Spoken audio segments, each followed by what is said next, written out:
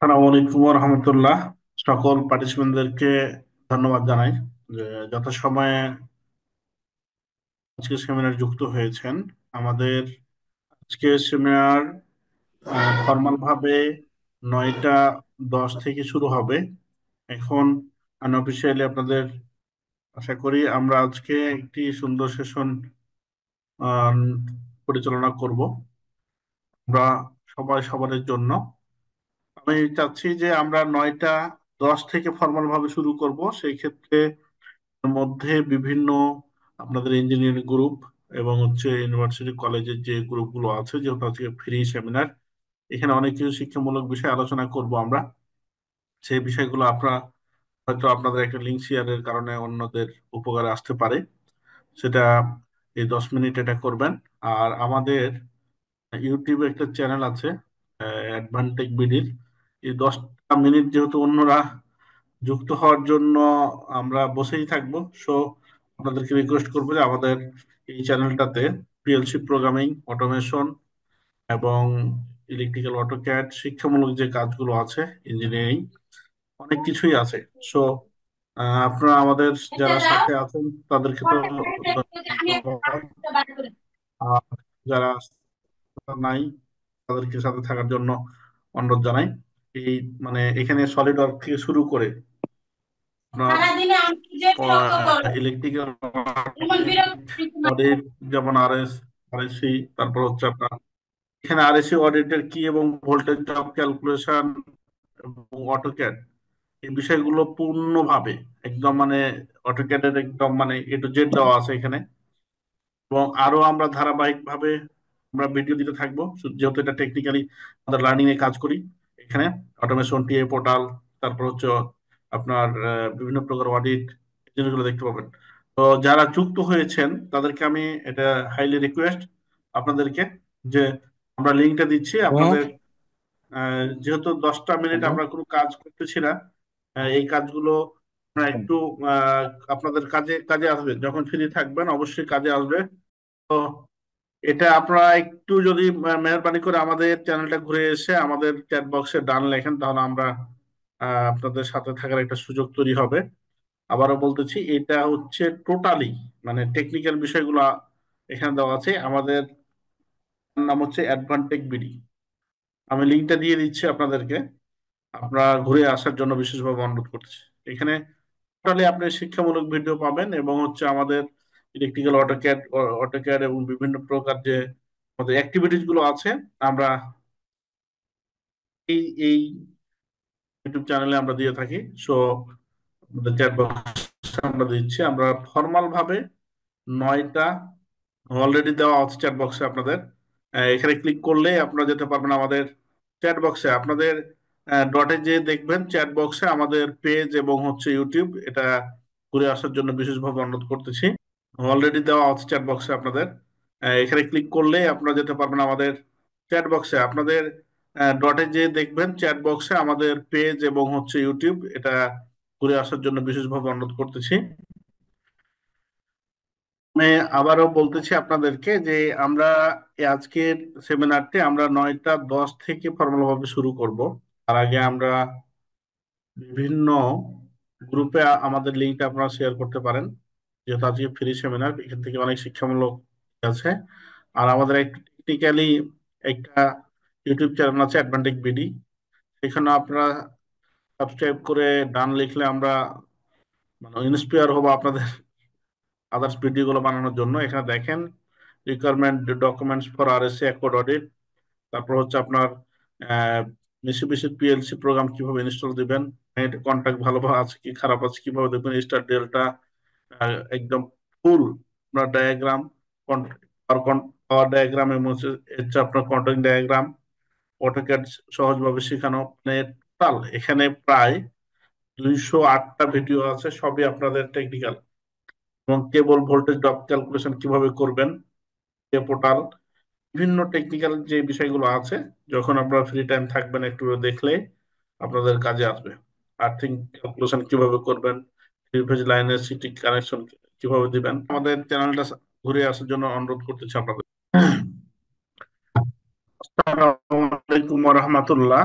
আজকের সকল পার্টিসিপেন্টদেরকে ধন্যবাদ জানাই যে 9টার আগে থেকে অনেক পার্টিসিপেন্ট যুক্ত ছিলেন, এবং 9টা থেকে যারা যুক্ত হয়েছেন জাস্ট 10টা মিনিট আপনাদের অপেক্ষায় ছিলেন, এবং বর্তমানে তারপরেও যারা যুক্ত হয়েছেন সবাইকে অ্যাডভান্টেজের পক্ষ থেকে এবং আমার পক্ষ থেকে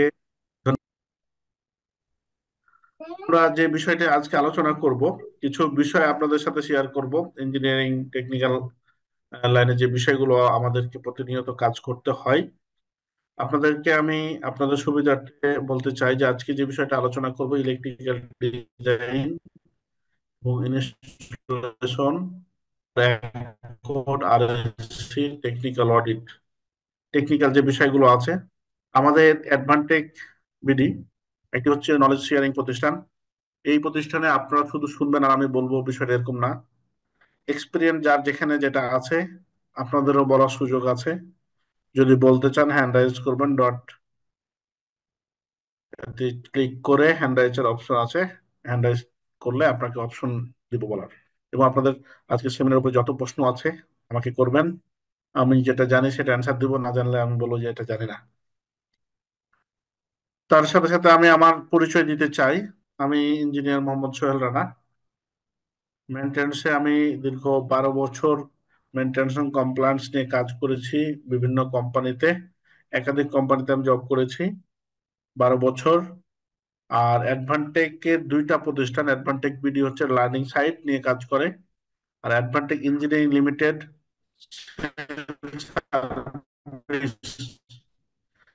স্পেয়ার পার্টস এবং ইঞ্জিনিয়ারিং কনসালটেন্সি, যে ফ্যাসিলিটেশন টেস্ট এগুলো, এবং হচ্ছে বিএফডি পিএলসি, যে ইন্ডাস্ট্রিতে যে স্পেয়ার পার্টস আছে সেগুলো আমাদের স্টোর আছে, সেগুলো আমরা স্পেয়ার পার্টস এবং মেশিনারি নিয়ে কাজ করি, automation নিয়ে কাজ করি।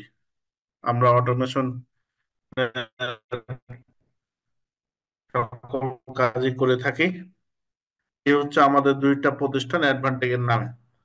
আরেকটা প্রতিষ্ঠান আছে এনএলিএল ইঞ্জিনিয়ারিং ডেভেলপমেন্ট লিমিটেড, যেটার ম্যানেজিং ডিরেক্টর হিসেবে আছে, সেটা গাজীপুরে। এই হচ্ছে আমার পরিচয়।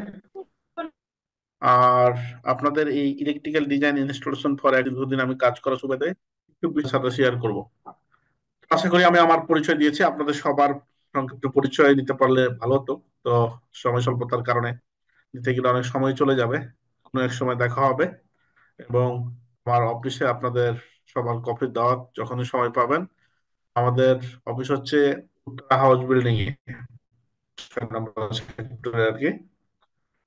এই বলে আমি আমার প্রোগ্রাম শুরু করলাম। তো আজকে আমার এখানে যারা জয়েন করেছেন, আমি জানি অনেকেই অনেক জব করতেছেন এবং কিছু পেশার আছেন যারা জবের জন্য ট্রাই করতেছেন। আমি সবার উদ্দেশ্যে বলবো, এখানে অনেক সিনিয়র মানুষও থাকেন, আমাদের এই সেমিনার গুলোতে অনেক সিনিয়র মানুষ থাকে।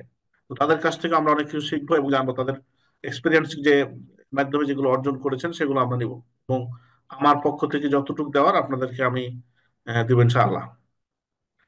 একজন ভাই প্রথমে, পলাশ ভাই বলেছিলেন যে স্যার পিডিএফটা কি দেওয়া যাবে কিনা আজকে ক্লাসটা শেষ হোক, তখন আপনাদেরকে রেকর্ড, এই আজকে ক্লাসের সকল রেকর্ড আপনাদের হোয়াটসঅ্যাপে আমরা পাঠিয়ে দেবো, কেমন?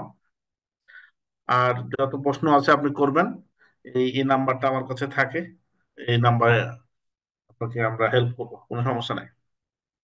তো দেখেন, প্রথমেই যেই আমাদের কাছে আছে যে অ্যালায়েন্স এবং অ্যাকর্ড,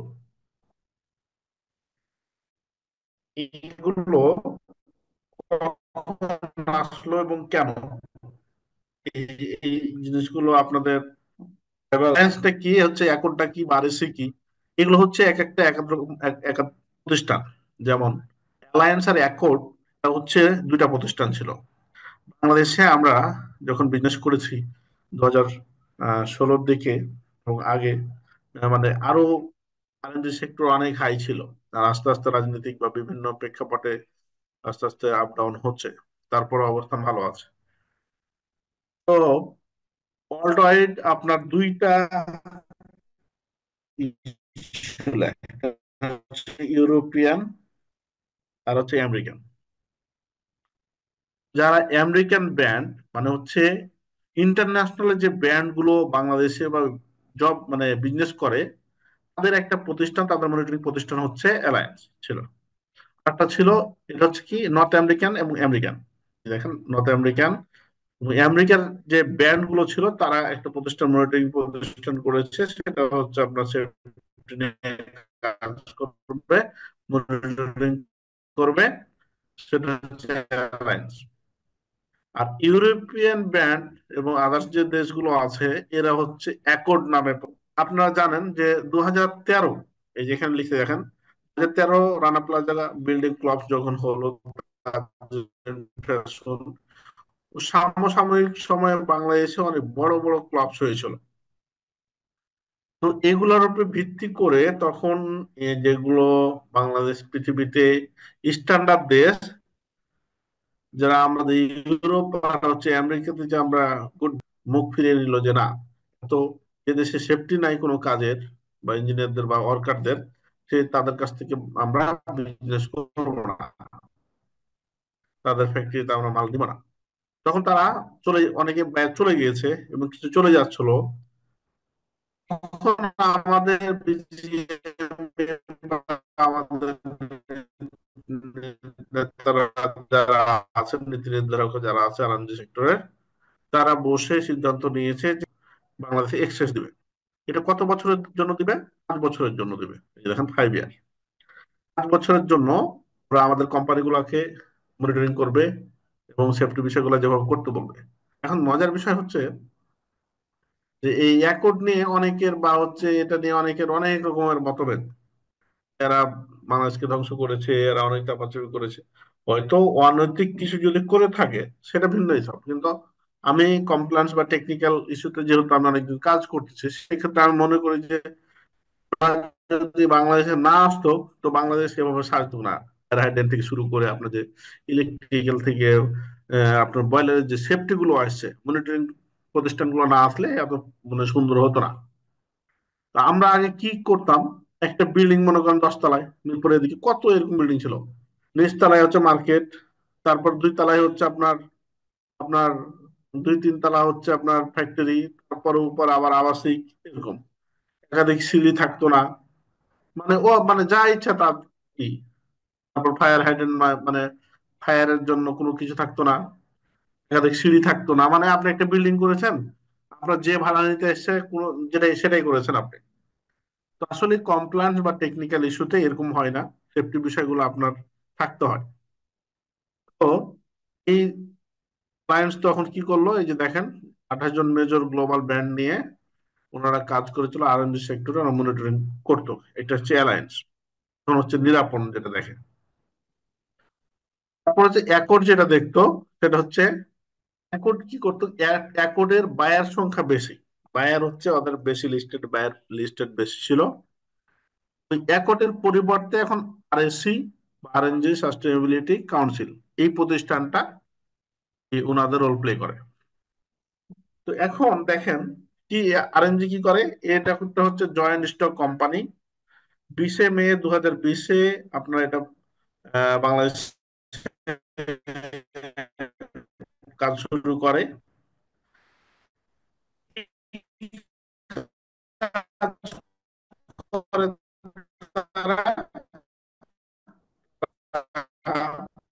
বলতেছে যে ওরা করে Bangladesh industry global brand and globe, এখানে দেখলে হবে ইন্ডাস্ট্রি ব্র্যান্ড ইউনিয়ন, এই তিনটা নিয়ে কাজ করে। তো ব্র্যান্ড সংখ্যা দেখেন এখানে, এটা তাদের ওয়েবসাইট থেকে নেওয়া, এটা কম বেশি হতে পারে। ব্র্যান্ড সংখ্যা হচ্ছে 150। এই ব্র্যান্ড হচ্ছে আপনার নর্মাল কোনো ব্র্যান্ড না, ইন্টারন্যাশনাল ব্র্যান্ড। ফ্যাক্টরি মনিটরিং করে তারা হচ্ছে 1600। সেই সকল ফ্যাক্টরিতে ওয়ার্কার আছে 2 মিলিয়ন। তাহলে দেখেন হিউজ পরিমাণ এখানে একটা ডাটা। তারপর তা কিভাবে এটা নিয়ন্ত্রণ করে এই প্রতিষ্ঠানটা চলে, ইন্ডাস্ট্রি, ইন্ডাস্ট্রি যারা দেখে কি করে, সন্ধি লিমিটেড নামে ব্র্যান্ড গার্জিয়ান বাংলা বাবা মনে করতে এটা তখন আমি ব্র্যান্ড হচ্ছে Bangladesh association for textile and RNG sustainability in supply chain. Union, trade union হচ্ছে অ্যাসোসিয়েশন অফ টেক্সটাইল আর energy sustainability supply in supply chain. এখানে তিনটা এই main- এই 3 6 18 জন নিয়ে আপনার একটা আর আর কি আরএসসি এর একটা বোর্ড, এটা হচ্ছে মেন তারা বোর্ড, এবং বোর্ডের আন্ডারে ডিপার্টমেন্ট ওয়াইজ যতজন ইঞ্জিনিয়ার লাগে, সেফটি ইঞ্জিনিয়ার সেগুলো আছে। এখন তাদের কাজটা কি আসলে? আরএসসি, অ্যাকর্ড, নিরাপন যেটাই বলেন না কেন, সেফটি গুলো তাদের কাজ কি? তাদের কাজ হচ্ছে ইলেকট্রিক্যাল, যদি আপনি বলেন ইলেকট্রিক্যাল স্ট্যান্ডার্ড অনুযায়ী যত প্রকার ইলেকট্রিক্যাল কাজ আছে সেগুলোকে আপনি সাজাবেন। এখন দেখেন এটা কি, অনেকে বলে যে না এটা আরএসসিও চাপায় দেয়, নিরাপন চাপায় দেয়, এটা অনেক বলতেছি যদি ইলেকট্রিক্যাল আপনি হন, ইলেকট্রিক্যাল স্ট্যান্ডার্ড অনুযায়ী যদি আপনার কোম্পানিটা সাজে, আপনাকে আরএসএস আরো গুড বলবে। তাদের নির্দিষ্ট কোনো মত গড়া, তাদের কোনো অডিটের কোনো নাই আমার জানা মতে। ঠিক আছে, যে ওনাদের মন গড়া একটা কথা বলবে, এটা আপনার করেই নিবে, করতেই হবে, এরকম না। আপনি যে ডিপার্টমেন্ট তার ফায়ারের স্ট্যান্ডার্ড কাজ করবে, ইলেকট্রিক্যাল স্ট্যান্ডার্ড অনুযায়ী যত প্রকার কাজ আছে সেটা করবে, তাহলে আনাপ, তাহলে আপনাকে অডিট কোনো বিষয় না। এখন আসেন আরএসসি। এখন আরএসসি তে আমরা জোর দিচ্ছি কেন? দেখবেন যে বাংলাদেশে এখন যতগুলো সার্কুলার হয়, মজার বিষয় হচ্ছে সবগুলোতে আরএসসি মানে আপনার উল্লেখ করে যে আরএসসি এর কাজ আপনার অ্যাডমিন থেকে, এইচআর অ্যাডমিন থেকে শুরু করে একটা ডিপার্টমেন্টে আরএসসি এর নলেজ আছে কিনা সেটা আপনার জানতে চাই। কারণটা কি, 2020 সালে যেহেতু এটা শুরু করে আরএসসিটা, এবং আরএসসির সকল কোম্পানি, ছোট বড় কোম্পানি যেগুলো মোটামুটি বড় মিডিয়াম থেকে বড় কোম্পানি, সবাইকে আরএসসির অন্তর্ভুক্ত হতে হবে। কেন হতে হবে? এটা বাধ্যতামূলক না, আপনি না হলে আপনি বিজনেস হারাবেন। সেই জন্য এখন উঠে পড়ে লেগে গেছে কোম্পানি যে আমার আরএসসির আইডি লাগবে, ও আরএসসির যে কাজ বুঝে ওই ইঞ্জিনিয়ারটা লাগবে।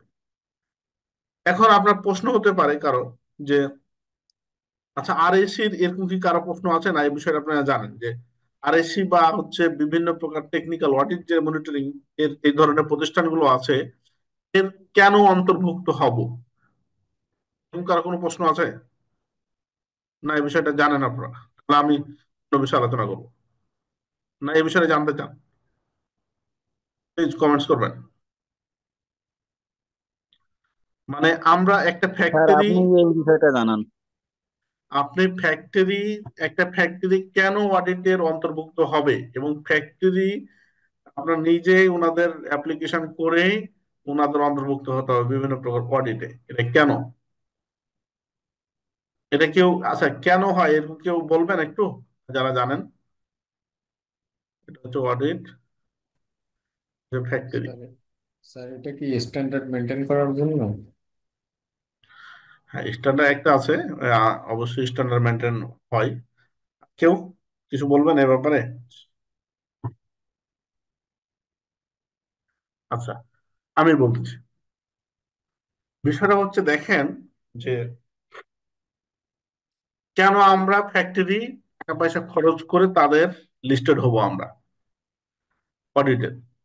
বিষয়টা হচ্ছে যে ধরেন আমেরিকা বা হচ্ছে ইউরোপের যে কোনো একটা দেশ বলেন না, হতে পারে। তো আমেরিকায় বলি, আমেরিকা বড় দেশ যেহেতু, আমেরিকা এখন মনে করেন অ্যাডভান্টেজ একটা গার্মেন্টস ফ্যাক্টরি, অ্যাডভান্টেজ একটি গার্মেন্টস ফ্যাক্টরি, আর মনে করেন এক্স এক্স বা ওয়াই, এক্স ওয়াই একটা বায়ার আমাদের অ্যাডভান্টেজের কাছে মাল নেবে ফ্যাক্টরিতে। মালটা নিয়ে কি করবে? আমেরিকার বাজারে সেল করবে। এটাই তো উদ্দেশ্য নাকি? এখন এই কোম্পানির আপনার সেফটি থাক বা না থাক, বা নিয়ম মাফিক না চলুক, বয়লার না চলবে, ইলেকট্রিক্যাল যে যে এগুলো আছে, আমেরিকার এক্স ওয়াই যে বায়ার আছে এর মাথা ব্যথা কি? ওর প্রোডাক্ট যদি সঠিক থাকে তাহলেই তো হওয়ার কথা ছিল। সেটা এরকম না? আপনি যে প্রোডাক্টটা নেবেন তাদের কাছ থেকে, অ্যাডভান্টেজের কাছ থেকে, সে প্রোডাক্টটা যদি গুড হয় তাহলে তো এই এর কোনো মাথা ব্যথা নাই, এবং আমেরিকারও কোন দেশেরও কোনো মাথা ব্যথা না। সেটা তো অ্যাকচুয়ালি এরকম, মানে আমরা যেটা বুঝি আর কি, বাংলাদেশে আপনার আদর্শ দেশ বা স্ট্যান্ডার্ড বা স্মার্ট দেশ যেগুলো আছে, আমরাও ইনশাল্লাহ হয়ে যাবো এক সময় আস্তে আস্তে। সেটা হচ্ছে যে ওরা বলতেছে যে তুমি কোনো দেশ থেকে যদি প্রোডাক্ট নিয়ে আসো, x y z, x y বায়ারকে বলবে, এটা আমেরিকান বায়ার, কোন দেশ থেকে যদি মাল নিয়ে আসো, মালের গুণগত মান থাকবে, ইভেন তুমি যেই পরিবেশে কাজ করে আসছো সেখানে সকল সেফটি মেনটেন করতে হবে তাদেরকে, এবং তাদের করে কিনা, তাদেরকে বেতন দেয় কিনা, আমার টোটাল বিষয়টা আপনার ভালো থাকতে হবে। এখন এই জন্য যদি এটা যদি রোল প্লে এক্স ওয়াই না করে, বা যদি না করে, তাহলে আমেরিকা কি করবে, সরকার কি করবে, এয়ার লাইসেন্সটাকে ক্যান্সেল করবে, লাইসেন্স থাকবে না। এখন বলেন, আপনার কারণে এই এই আমেরিকান যে বিজনেসম্যান লাইসেন্স কে হারাবে? হারাবে না। তখন কি করে, মুসলমান বলতো যাই হোক, ওরা দেশের প্রতি, মানে যখন নির্বাচন হলো, মানে ওনারা মেয়েদেরকে উচ্ছৃঙ্খল ভাবে রাস্তায় ছেড়ে দেয়, কিন্তু ওনারা মেয়েরাকে অতটা প্রাধান্য দেয় না। তো দেখা হয়েছিল রেকের ব্যাপারে।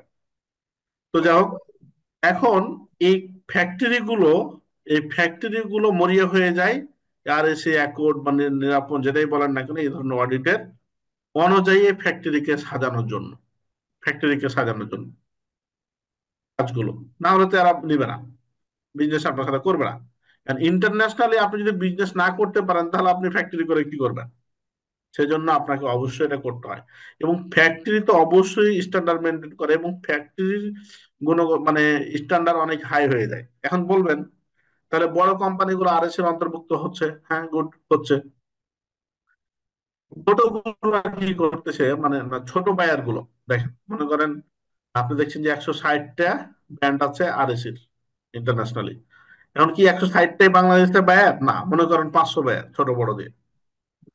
এই ছোট বায়ার গুলা কি বলবে ফ্যাক্টরিকে, যে আপনাদের কি আরএসি আছে, আরএসি মার্ক কত পেয়েছেন, 100, 100, 100, 100 পাই, প্রয়োজন নাই। মানে ছোট বায়ার, এই বায়ার গুলা কি হয়, যে না, এই ফ্যাক্টরিতে নেবো না, আমরা আরেক ফ্যাক্টরিতে নেবো। কারণ কি, ইনাদের এই ধরনের আরএসির মতো বা নিরাপনের মতো টিম গঠন করার, মনিটরিং এর মতো ক্ষমতা নাই বায়ার গুলো, বা ইন্ডিয়ার নাই, অন্য দেশের নাই, নেপালের নাই। তো এটা হচ্ছে আরএসি এর উপরে ভর করে, যে এই ফ্যাক্টরিতে যেহেতু আরএসি 95 বা 98 মার্ক পেয়েছে, মানে মোটামুটি সবকিছু ঠিক আছে, সৈয়দের কাছে চোখ বুঝে মাল নেওয়া যায়। যেমন আমরা ধরেন কি ডাব সাবান নিই, বা নামি দামি ব্র্যান্ডের যখন কোনো কিছু নিই, আপনি নেন বাজারে, ঠিক আছে, তখন কি সেটা টেস্ট করেন, যে ফিডব্যাক করেন, যে টেস্ট করে নিয়ে আসেন? না, আমরা কি করি, না ও এটা ব্র্যান্ড স্কোয়ারের ওষুধ, হ্যাঁ ঠিক আছে ভালো। এখন একটা যদি স্কোয়ারের ওষুধের মতো একটা অন্য মেশিন হয়, সেটা আপনি নেবেন না কেন? স্কোয়ারের উপরে কিছুটা আস্থা আছে আপনার। এরকম এরকম ভাবে আপনার ফ্যাক্টরি বা বিজনেস করতে গেলে অবশ্যই আপনাকে অডিটের আওতায় হতে হবে। আর আরএসি যেহেতু আপনার সবগুলো আপনার আহ, মানে বেশি বায়ার এখানে লিস্টেড, অলমোস্ট বাংলাদেশের আমেরিকান ব্র্যান্ড ছাড়া সবগুলো আরএসি এর অন্তর্ভুক্ত, একটা ইস্যু। আর একটা হচ্ছে যে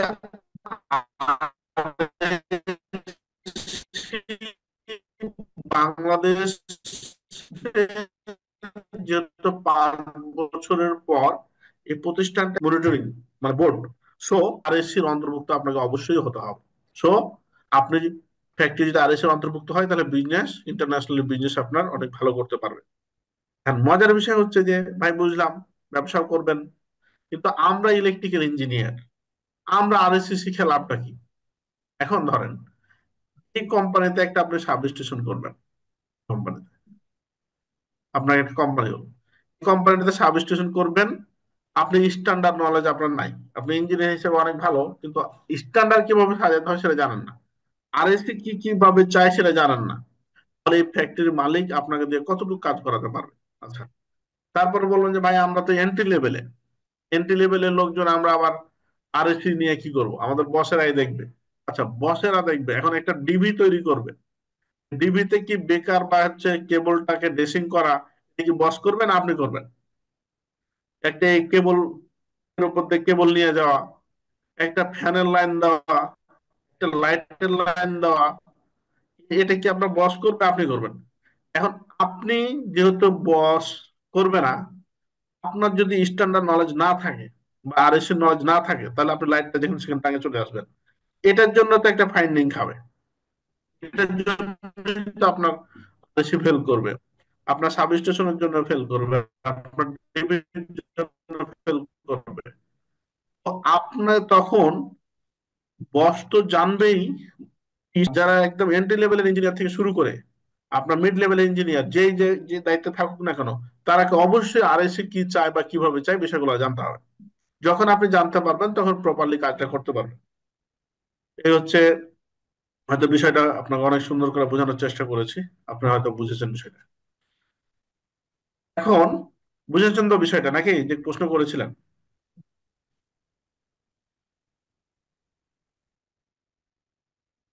আপনারা একটু হুহা করতে হবে বক্সে, তাহলে আমি আমার আলোচনার একটা ই পাবো আর কি, কেমন যে আপনারা বুঝতেছেন বা কোন বিষয়ে জি। ই করতে হবে। এখন ভাইয়া, এখন বিষয়টা হচ্ছে মেন বিষয় যেটা, এটা তো আপনাদেরকে ওভারঅল বোঝানোর চেষ্টা করলাম। আরো যদি আপনারা বুঝতে চান তাহলে আরএসি বা নিরাপদ লিখে আপনি সার্চ করবেন, আপনাদের ডিরেক্ট ওয়েবসাইটে দেখে আপনি স্টাডি করতে পারবেন, নাকি এখানে স্টাডির সুযোগ আছে। এখন যেটা হচ্ছে যে আরএসি বা হচ্ছে অ্যাকর্ড, আরএসির যে রোলটা ছিল নাকি অ্যাকর্ডের, সেটাই হচ্ছে আরএসি এখন দেখতেছে। এটা এখন এরা কি বিষয় নিয়ে কাজ করে, তাহলে এদের কাজটা কি, ডিউটিটা কি? ডিউটি হচ্ছে এই চারটা: স্ট্রাকচারাল সেফটি দেখে, সিভিল যে ডিপার্টমেন্ট থাকে সেটা; টেকনিক্যাল সেফটি দেখে; ফায়ার অ্যান্ড লাইফ সেফটি দেখে; বয়লার সেফটি দেখে। বয়লার আগে ছিল না, পরে যোগ করেছে বয়লার, যোগ করেছে। এটা একটা ভাইভাতে কোশ্চেন হতে পারে যে আপনি আরএসি নিয়ে কথা বলতেছেন, আরএসির কিছু সুবিধা দিয়ে রাখছেন যে আরএসির কিছু জানেন, বলবো যে বলেন তো আরএসি শুরু হয়েছিল তখন কয়টা ডিপার্টমেন্ট নিয়ে কাজ করতো, তখন আপনি তিনটা বলবেন। তারপরে কি অ্যাড হয়েছে, বয়লার অ্যাড হয়েছে। মানে আপনার স্কিল এভাবে দেখতে পারে যে আপনি আরএসি নিয়ে কতটুকু লড়াচড়া করেছেন আর কি। এখন দেখেন যে সিভিল যে ইঞ্জিনিয়ার আছে, সিভিলের স্ট্রাকচারাল ই করবে, ফায়ার ফায়ার, মানে আপনি ইঞ্জিনিয়ার হিসেবে সবগুলো যদি জানতে পারেন গুড, কোনো সমস্যা নেই, কিন্তু খেয়ে ফেলতে হবে যে ইলেকট্রিক্যাল কি স্ট্যান্ডার্ডে কাজ করে, কিভাবে করে, কেন করে। এই জিনিসটা আপনি যদি সুন্দর করে অ্যাচিভ করতে পারেন এবং সিভিটা আপনি আপডেট করতে পারেন, দেন আপনি মানে চাকরির বাজারে এবং হচ্ছে নিজের মানে প্রমোশনের জায়গা, এটাতে আপনি অনেক এগিয়ে থাকবেন আশা করি। ইলেকট্রিক্যাল কি নিয়ে কাজ করে? ইলেকট্রিক্যাল কাজ করে দেখেন, এখানে মেন মেন বিষয়গুলা উঠানো আছে। ইএলডি নিয়ে কাজ করে। অনেকে বলবে যে ইএলডি নিয়ে কাজ করে না, আমাকে একজন প্রশ্ন করেছিল। ইএলডি ছাড়া তো আপনি কোম্পানি তো আপনি ফাউন্ড করতে পারবেন না। আপনি এসএলডি কিভাবে করবেন? ট্রান্সফরমার থেকে শুরু করে মেশিনের লেআউট তো প্রয়োজন, ইএলডি তো লেআউট। ইএলডি প্রয়োজন, এসএলডি প্রয়োজন, ইউপিএস ডিজাইন প্রয়োজন, লোড ক্যালকুলেশন প্রয়োজন, রেজিস্টার টেস্ট রিপোর্ট প্রয়োজন, এবং ইনসুলেশন টেস্ট রিপোর্ট প্রয়োজন, electrical safety training, transfer weld test report, থার্মোগ্রাফির report, system earthing resistance test report, preventive maintenance program, LOTO মানে lock out take out, check list, আরো কিছু আছে। ওগুলা সবগুলো তো আর এখানে আনা যাবে না। মেন মেন বিষয়টি হচ্ছে এটা। মজার বিষয় দেখেন, এসএলডি, এসএলডি আপনি নিজে করতে জানেন না, থার্ড পার্টি দিয়ে আপনি কিচ্ছু জানেন না। আপনি বিল্ডিংটাতে এলপিএস প্রয়োজন কিনা, কিভাবে করবো, লোড ক্যালকুলেশন জানেন না, টেস্ট গুলো জানেন না, শুধু অনলি ফর আপনার এই ট্রান্সফরমার ওয়েল টেস্ট ছাড়া এগুলো সব আপনি নিজে করার যাবে। কিন্তু আমরা থার্ড পার্টিকে দিয়ে এগুলা অনেকে করাই, অনেক কোম্পানিতে নিজে নিজে করতেছে এখন অনেক কোম্পানি। ধরেন এই এসএলডি, এলপিএস, এই থার্মোগ্রাফি, এগুলো সবগুলো হচ্ছে থার্ড পার্টি দিয়ে করে। এখন আপনি যে মিড লেভেলের ইঞ্জিনিয়ার আছেন, ধরেন সিনিয়র ইঞ্জিনিয়ার বা হচ্ছে আপনি অ্যাসিস্ট্যান্ট ম্যানেজার যেই হন না কেন, আচ্ছা একটা মিটিং এ বসে আছেন, একটু চিন্তা করেন তো একবার, যে একটা এমডি বা হচ্ছে ম্যানেজমেন্ট নিয়ে মিটিং এ বসে আছে। এখানে যদি আপনি বলেন যে এই যতগুলো টেস্ট করে আমাদের দুইটা বা তিনটা থার্ড পার্টি দিয়ে করে এগুলো সবগুলো, এই আজকে থেকে থার্ড পার্টি বাদ, আপনি আপনার বসকে বলতেছেন এই টেস্টগুলো সবগুলো আমি করবো, তো আমার ইঞ্জিনিয়ার দিয়ে করাবো, তাহলে আপনার ফুটফলটা কতটুকু হাই হবে? এটা একটু মেজারমেন্ট করেছেন যে কত টাকা বা কি না, যে এই কাজগুলো এখন আমি নিজে করব, আমার ইঞ্জিনিয়াররা করবে, এবং থার্ড পার্টি আসবে না। এবং এসএলডি, থার্মোগ্রাফি, এগুলো 2 মাস 3 মাস পর পর এগুলো চেঞ্জ হয়। এসএলডি আপনি একটা টিভি করেছেন, চেঞ্জ হবে, তো চেঞ্জ হয়ে একটা পাতা আপনি খুলে আপনি জাস্ট আপনার আপডেটটা আপনি দিয়ে দিলেন, তাহলে অলওয়েজ আপনি আপডেট। আর যদি থার্ড পার্টি করতে যায়, তার ওয়ার্ক অর্ডার দাও, ওরা এসে করবে, কবে নিবে, এটা বিশাল একটা প্যারা। জিনিসগুলো আপনাকে একটা, আমি সবসময় বলি যে যারা ইঞ্জিনিয়ার ভাইয়ারা আছেন, এই জায়গাটাকে আপনার অ্যাচিভ করে আপনি মানে হচ্ছে জাম্প করার একটা বিশাল একটা সুযোগ ফ্যাক্টরিতে, নিজকে প্রমাণ করার একটা জায়গা। খুবই সিম্পল ইস্যু, এবং খুবই ডিপলিও বলতে পারেন, সিম্পলি বলতে পারেন। আপনি যদি এগুলো অ্যাচিভ করার যদি ইচ্ছা হয়, তাহলে আপনি এটা করতে পারবেন। আর যদি মনে করেন যে সকালে ফ্যাক্টরিতে 8টায় ঢুকলাম আর রাত 8টা বা 10টায় বের হলাম, মেশিনের এটা করলাম সেটা করলাম, মানে আমি ইঞ্জিনিয়ার, হ্যাঁ, ম্যানেজার হই, যে ইঞ্জিনিয়ার বা জুনিয়র ইঞ্জিনিয়ার, অ্যাসিস্ট্যান্ট ইঞ্জিনিয়ার যেই হন না কেন, আপনি কাজ করতেছেন, মেশিন ঠিক করতেছেন, গুড, কোনো সমস্যা নেই, কাজ নিয়ে কোনো সমস্যা নেই। কিন্তু যদি আপনার টেকনিক্যাল ইস্যু বা ইলেকট্রিক্যাল যে স্ট্যান্ডার্ড যে বিষয়গুলো যদি আপনি আপনার ভিতরে না দিতে পারেন, তাহলে আপনাকে মানে এভাবে কাজ করে যেতে হবে। আপনার নিজকে এগিয়ে নেওয়ার সুযোগ খুবই কম থাকবে, আমার জায়গা থেকে আমি আহ, পরামর্শ আপনাদের জন্য। আচ্ছা, তারপরে আজকে আমি একটা ছোট ডেমো কোশ্চেন আপনাদের জন্য দিয়েছি এখানে, যে ধরেন আপনি ভাইবা গেছে, একদম ডেমো এটা, যে জুনিয়রদের জন্য। যারা সিনিয়র আছেন একটু আমাদেরকে হেল্প করবেন যে এই বিষয়গুলো নিয়ে আপনাদের কাজ করতে হয় কিনা ফ্যাক্টরিতে। বাসবার ক্যালকুলেশন বললাম, বা যে বাসবার ক্যালকুলেশন কিভাবে করবেন, ক্যালকুলেশন পার্টটা যেটা থাকে।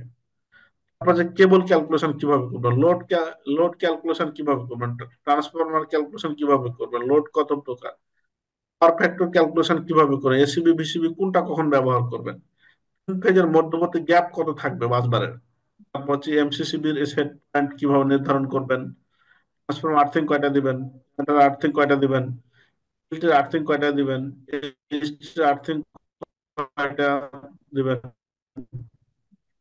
আর্থিং এর কেবল কিভাবে নির্ধারণ করবেন, সিস্টেম আর্থিং এর রেজিস্ট্যান্সের মান কত, তারপর হচ্ছে আর্থিং এর কেবল ফিটের কত পার্সেন্ট দিবেন, এলপিএস এর রেজিস্ট্যান্স এর মান কত হবে, এলপিএস এর বোরিং কত ফিট হবে, সিস্টেম আর্থিং এর বোরিং কত হবে, এলপিএস এর আর্থিং এর সর্বনিম্ন মান কত, ফিট কি, সিস্টেম আর্থিং এর কপার রডের সাইজ কত, এলপিএস কপার রডের মান কত, আরএসির কাজ কি, থার্মোগ্রাফি সার্ভো কি, থার্মোগ্রাফি সার্ভো কয়টা ধাপ থাকে, কেবল ইনসুলিন রেজিস্ট্যান্ট টেস্টের মান কত মেগার উপরে হতে হবে, আরএসসি বা অ্যালায়েন্সের ফ্যাক্টরিতে কেন প্রয়োজন।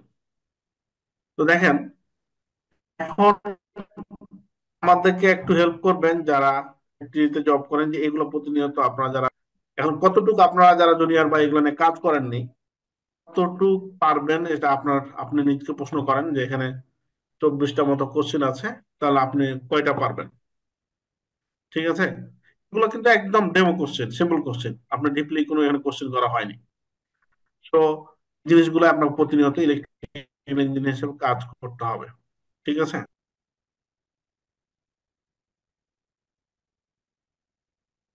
আচ্ছা, কেউ ইন্ডাস্ট্রিতে বা বিভিন্ন জায়গায় চাকরি করতেছেন, অনেকেই আছেন, এই জিনিসগুলো প্রয়োজন কিনা, মানে এই টাইপের কোশ্চেন হয় কিনা, আপনারা একটু লেখালেখি করিয়েন আর কি, বসে থেকে ঘুম চলে আসবে শুধু আমি বললে।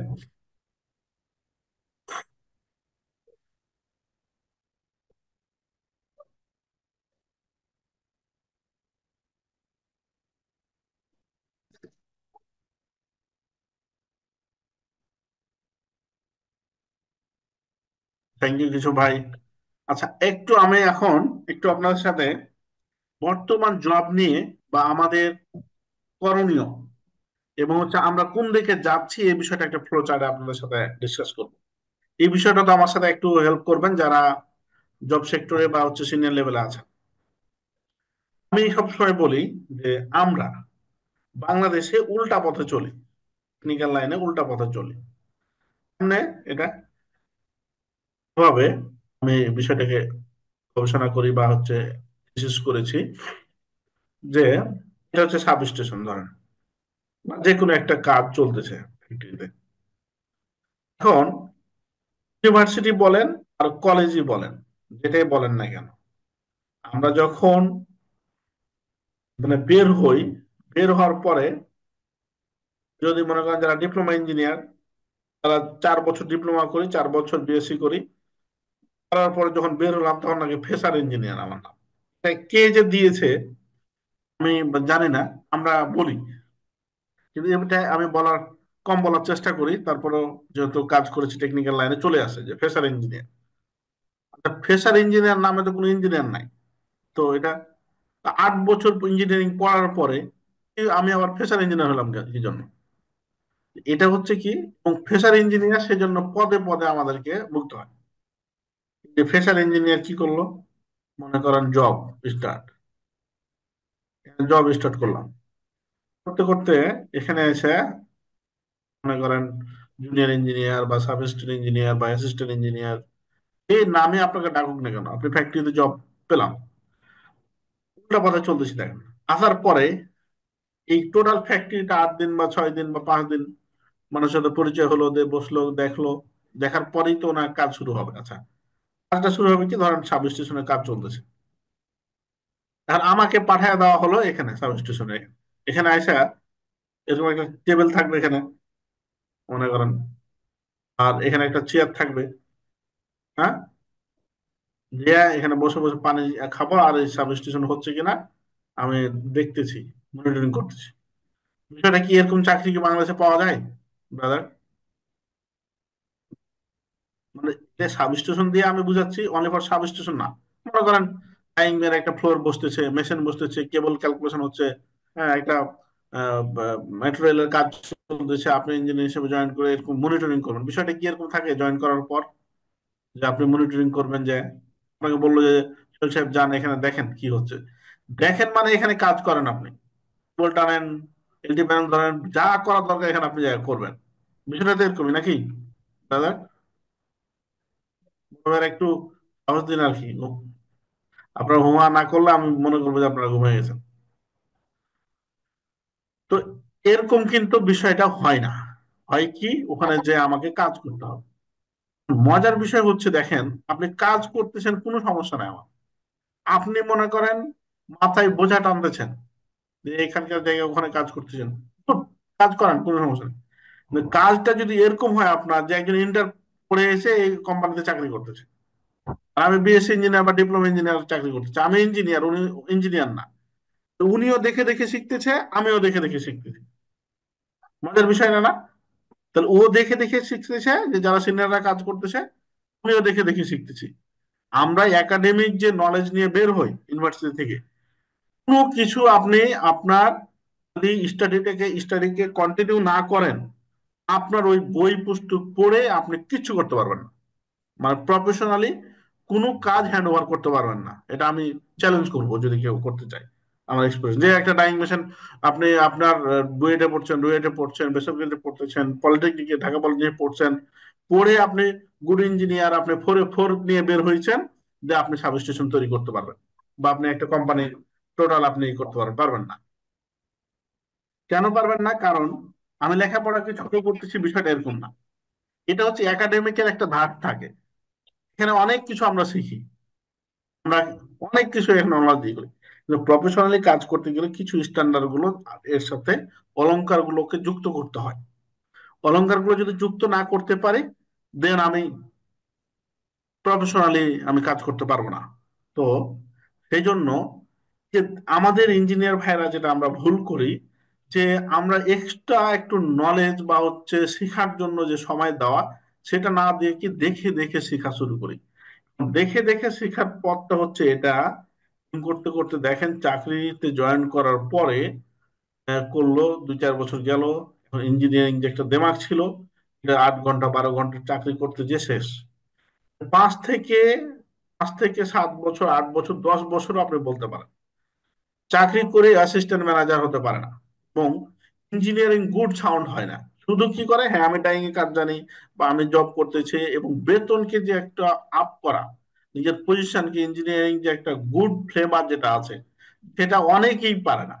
না পাওয়ার আমি কারণ যেটা বের করেছি, সেটা হচ্ছে যে তার যে ইঞ্জিনিয়ার, উনি দেখে দেখে শিখতেছে, উনি স্টাডি করতেছে না। একটা বড় ভাই বা হচ্ছে যাদের কাছে যাওয়ার, সেটা যাচ্ছে না। যারাই যাচ্ছে তারাই হচ্ছে সাকসেস হচ্ছে। যেমন আমরা, আমাদের খুব ছোট বয়সে আমরা অ্যাসিস্ট্যান্ট ম্যানেজার হয়েছি, ডেপুটি ম্যানেজার হয়েছি, বিভিন্ন জায়গাতে প্লেস করেছি জব লাইফে। কেন? আমরা জবের সাথে সাথে বড় ভাইয়ের কাছে গেছি, আমরা কোর্স করেছি, আমরা বিভিন্ন ইউটিউবের কাছে সহযোগিতা নিয়েছি, বিভিন্ন জায়গাতে মানে ছোটাছুটি করেছি। এবং আমাদের থেকে আরো অনেকে এগিয়ে আছে, তারা আরো বেশি করেছে। তো সো আপনি ইঞ্জিনিয়ার বা বা টেকনিক্যাল লাইনে কাজ করতে গেলে অবশ্যই আপনাকে এক্সট্রা কিছু স্কিল ডেভেলপ করতে হবে। তো দেখেন, একটা 5 থেকে 7 বছর চলে যায় যখন, যদি প্লেস না করতে পারে, তখন ইঞ্জিনিয়ারিং বিষয়টাকে মানে ফ্যামিলির মানে এই চাপ চলে আসে মাথায়। তারপর হচ্ছে আপনার পারিপার্শ্বিক চাপ, যে আমার জুনিয়রটা সিনিয়র হয়ে গেল, আমি কি করলাম। এই জন্য যেটা করতে হবে ভাই, আমার যেটা পরামর্শ, যে একটু আপনাকে ব্যতিক্রমী হতে হবে। কি ব্যতিক্রমী, কেমনে ব্যতিক্রমী হব? প্রশ্ন। আপনাকে ইলেকট্রিক্যাল স্ট্যান্ডার্ড নিয়মগুলো জানতে হবে। থিওরি বই টই তো জানেন। ইলেকট্রিক্যালের স্ট্যান্ডার্ড যে গাইডলাইন আছে, ইলেকট্রিক্যাল স্ট্যান্ডার্ড গাইডলাইন যেটা আছে, স্ট্যান্ডার্ড, গুলো জানতে হবে। এটা কোথায় পাবো? বইয়ে পাবো না। বইয়ে তো আপনি ক্যালকুলেশন, ইলেকট্রিক্যাল অনেক কিছু পাবেন। এটা পারবো আমি বিএনবিসি তে পাবো, আমি এনএফপিএ তে পাবো, বিটিসি স্ট্যান্ডার্ডে পাবেন, আপনি পাবেন এনএসসি তে পাবেন, আপনি আইসি তে পাবেন। ঠিক আছে? এভাবে স্ট্যান্ডার্ড কিছু আছে। এখন বলবেন যে ভাই আপনি যে এই 4টা 5টা বইয়ের স্ট্যান্ডার্ডের কথা বলেন, আরো স্ট্যান্ডার্ড আছে, এটি পড়বো কখন? এখন বিএনপিসি 4,000 5,000 পেজ। হ্যাঁ, আপনারটাও ঠিক আছে। এটা পড়বেন যখন আপনি যে কাজটা করবেন সেই পার্টটা একটু আপনি স্টাডি করবেন, বিএনবিসি তে কি বলছে, এনএফপি তে কি বলতেছে, এই জিনিসগুলো করবেন। এই যে দেখা শুরু করলেন, দেখতে গেলেই আস্তে আস্তে আপনি 4 বছর চাকরি করলে আপনি আপনার জায়গাটাকে স্ট্রং করে নিতে পারবেন। এবং আমরা আপনাদের জন্য এই ডকুমেন্টস গুলোকে কম্পারিজন করে রেখেছি, সেটা আমি একটু পরে দেখাচ্ছি আপনাদের। আচ্ছা, তাহলে আমি রুলস রেগুলেশন জানলাম। জানার পরে আমি কি করব? আমি ভালো করতে গেলে ডিজাইন জানবো। রুলস রেগুলেশন জানে, ধরেন একটা আপনি সাবস্টেশনের ট্রান্সফরমার বসাবেন একটা রুম। ট্রান্সফরমার চারিদিকে কতটুকু জায়গা থাকবে? স্ট্যান্ডার্ড 1 মিটার বা হচ্ছে এত মিটার। দুইটা ট্রান্সফরমার বসাবেন, একটা থেকে আর একটা ট্রান্সফরমার দূরত্ব কত হবে? 1.25 বা হচ্ছে 2.5 হবে। দেবেন কি হলো 1.25 সর্বনিম্ন। আপনি যদি এরকম জানেন, তাহলে তো আপনি রুলস জানেন, আপনি ডিজাইন করতে পারবেন, ডিজাইন করতে পারবেন। এখন ইলেকট্রিক ইঞ্জিনিয়ারিং ভাষা হচ্ছে কি? ড্রয়িং। আপনি এখন দেন, এখন আপনি এখন যদি প্রশ্ন করি, এখানে যারা আছে আমরা 40 জন মতো, 40 জনের মধ্যে কয়জন অটোক্যাড পারেন? তো তো 5 জন বা 10 জন হাত চালাবেন যে পারি, অলমোস্ট। 35 জন ভাই কি ইঞ্জিনিয়ার না? ইঞ্জিনিয়ারিং ভাষায় যদি ড্রয়িং হয়, তাহলে আপনি অটোক্যাড জানেন না, ইলেকট্রিক্যাল অটোক্যাড জানেন না, সিভিল অটোক্যাড জানেন না, ভালো তাহলে হলো না। আর শুধু আমি জানি, কতটুকু জানি, আমি পারি, সেটা প্রফেশনালি আপনাকে যেতে হবে। এ, তাহলে একজন যদি শুধু অটোক্যাড জানে তাও হবে না, ডিজাইন করতে পারবে না, রুলস রেগুলেশন জানতে হবে। তাহলে দেখেন, আপনি এই দুটো যদি ম্যাচ করতে পারেন, তাহলে ইনস্টল, ধরেন যে এটাতে লেখা আছে 1 মিটার 1 মিটার দেওয়া আছে। যখন আপনাকে একটা ড্রয়িং দিবা হাতে, তখন কিন্তু আপনি সুন্দরভাবে ইনস্টল করতে পারবেন বা আপনার টিমকে পরিচালনা করতে পারবেন, কারণ ড্রয়িং ডিজাইন তো ড্রয়িং এর ভাষা তো আপনি বুঝেন। এটা যদি হয় যে নিজকে যদি আপনাকে ডিজাইন করতে দেয়, তাহলে আপনি পারবেন। তাহলে দেখেন কতটা অপরচুনিটি।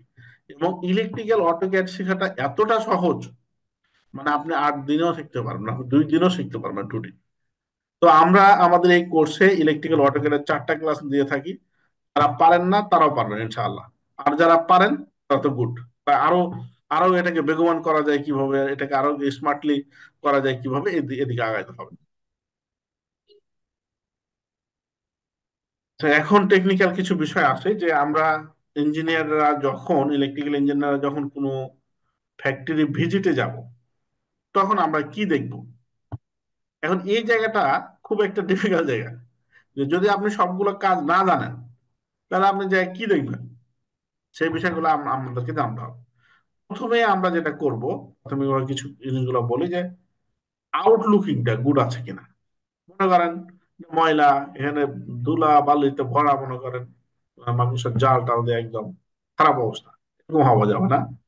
তারপর মনে করেন এই সুইচটা ভাঙা, এটা লাইট জ্বলে না, এই জায়গাটা, এই লকটা নষ্ট, এটা ফুট জায়গাটা ফুটো, এরকম রাখা যাবে না। এবং চারিদিকে অ্যাটলিস্ট 1 মিটার থাকতে হবে, 42 ইঞ্চি কেউ বলে বা 36 ইঞ্চি থাকতে হবে চারিদিকে। এটা যদি স্পেস কোনো দিকে না থাকে, তো কোনোভাবে নর্মালি কনসিডার করবে, কিন্তু অ্যাটলিস্ট আপনার থাকাটা ভালো। তাহলে হচ্ছে এই 3 4 5 থাকতে হবে। এখন এটা দেখলেন সব ঠিক আছে। এখন এই ডিবিটা বা এমডিবি যেটাই বলেন না কেন, 300 অ্যাম্পিয়ার লোড আপনার আউটপুট আছে।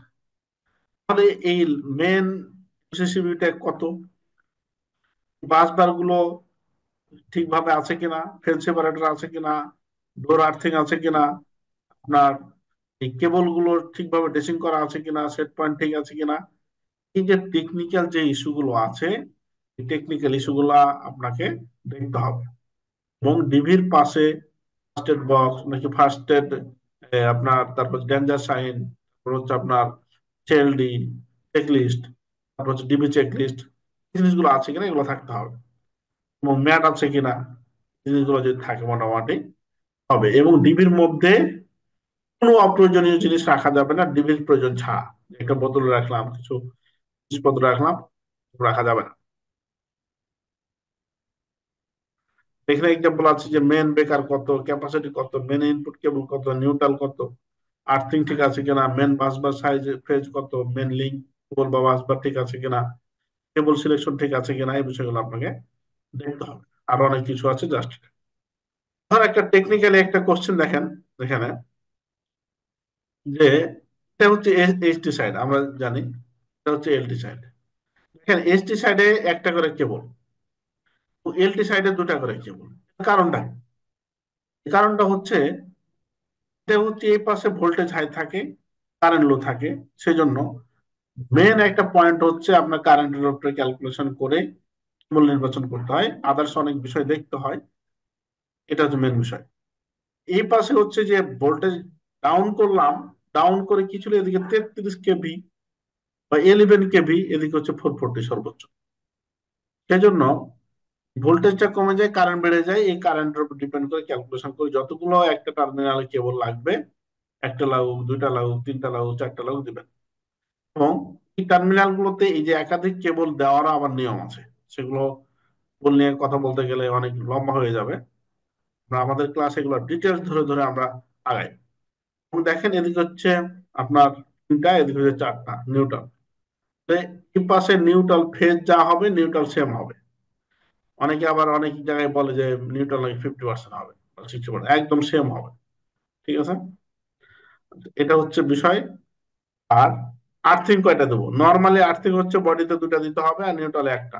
এটা ক্যালকুলেশন করে ফেজের সাথে আপনার কম্পারিজন করে দিতে হবে।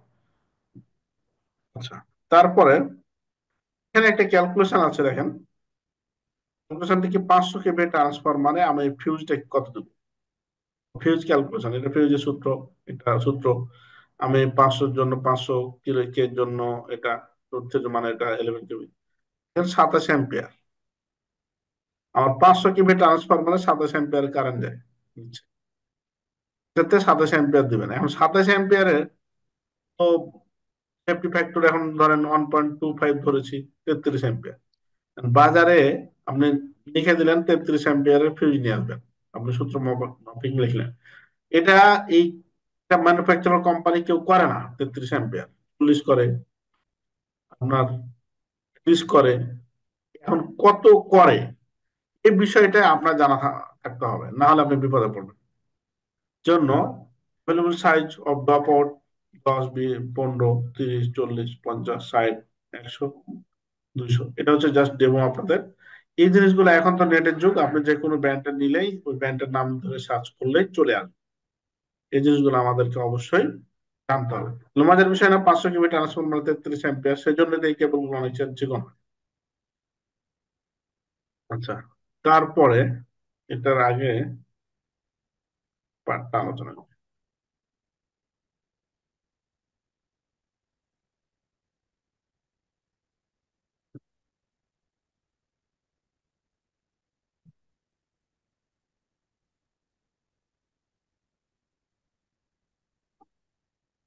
আচ্ছা, এখন দেখেন আমাদের ইঞ্জিনিয়ারদের যে লোড ক্যালকুলেশন বলে, আসলে লোড ক্যালকুলেশনের মেথডটা কি? আমরা প্রত্যেকটা বিষয় যদি আপনি সিকোয়েন্স ধরতে পারেন, দেন আপনি ভালো পজিশনে যাওয়া আমাদের জন্য সহজ হয়ে যাবে। আর সিকোয়েন্স না ধরে যদি এলোমেলো কাজ করি, তাহলে সারা জীবন খালি দৌড়াদৌড়ি করতে হবে, আপনি কোনো বিষয়ে গুড ফ্লেভার পাবেন না।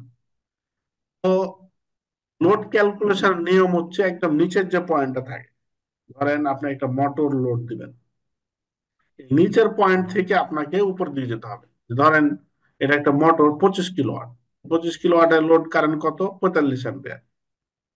45 অ্যাম্পিয়ারের জন্য এটা কেবল দিতে হবে, 45 অ্যাম্পিয়ারের জন্য বেকার ক্যালকুলেশন করতে হবে, 45 অ্যাম্পিয়ারের জন্য এটা কেবল বা হচ্ছে আপনি বাস বা যেটা দিবেন এটা ক্যালকুলেশন করতে হবে।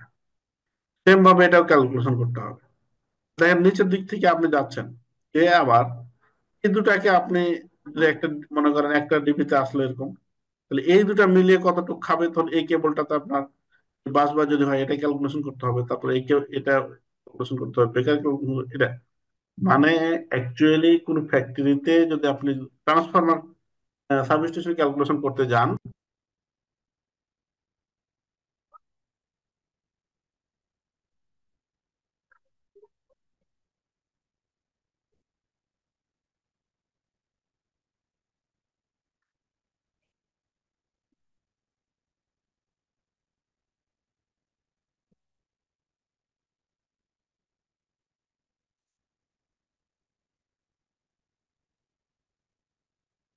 যদি আপনি একটা, আমাকে কি শুনতে পাচ্ছেন? জি আলহামদুলিল্লাহ শুনতে পাচ্ছি। ওকে, যেহেতু ভার্চুয়াল ইয়ে হচ্ছে, যদি কোনো সমস্যা হয় একটু বলেন আর কি। আচ্ছা, এখন দেখেন একটা সাব স্টেশন একটা কোম্পানি করবে, সাব স্টেশন আপনি ফোন করে যে মনে করে বললেন যে তাদেরকে বিয়ে ট্রান্সফরমার এত এত হলে হবে। এই টোটাল এই সাবস্টেশন করার আগে এই ফ্যাক্টরিটাতে কি লোড ইউজ করবে প্রত্যেকটা ধরে ধরে, এবং পরবর্তীতে কোনো কিছু বৃদ্ধি হবে কিনা, মনে করেন এখানে এরিয়া তার এখানে বৃদ্ধি হবে, এরকম জেনে সেফটি জেনে আপনাকে এই মানে, তাহলে দেখেন মনে করেন এটা বাউন্ডারিতে আমার 10 অ্যাম্পিয়ার লাইট জ্বলবে, 20 অ্যাম্পিয়ার জ্বলবে, এটাও কিন্তু আপনার চলে আসছে বাউন্ডারিতে, একদম টয়লেট থেকে শুরু করে আপনার মেশিন থেকে শুরু করে ফ্লোর থেকে শুরু করে সকল লোড ক্যালকুলেশন করে একটা টোটাল যখন লোড হবে, এই টোটাল উপরে লোড উপরে ডিপেন্ড করে আপনাকে সাবস্টেশন করতে হবে। সাবস্টেশন বলতে চলে আসে ট্রান্সফরমার কত হিসেবে নেবেন, সেফটি টেফটি অবলম্বন করে পরবর্তীতে বৃদ্ধি করবেন, তারপরে আপনি আদার যে পিএফআই কত করবেন, এলটি প্যানেল কত করবেন, সব বিষয়গুলো কিন্তু চলে আসবে। তারপর এখান থেকে আবার ডিস্ট্রিবিউশন করবেন কোন পয়েন্টে বা কোন জায়গায় কত অ্যাম্পিয়ার লোড আপনি নিয়ে যাবেন, ওই অনুযায়ী কেবল ক্যালকুলেশন বা ব্রেকের ক্যালকুলেশন শুরু হবে। তাহলে দেখেন একদম নিচের পয়েন্ট থেকে আপনাকে ধরে আসতে হবে। তারপরে কি হচ্ছে যে প্রত্যেকটা বিষয়ে আপনার কাছে থাকবে ওয়াট অর কিলোওয়াট, লাইট কত ওয়াট এত ওয়াট, ফ্যান কত ওয়াট এত ওয়াট, কম্পিউটার বাউন্ডারি লাইট আপনার মেশিন কত ওয়াট বা কিলোওয়াট এত ওয়াট।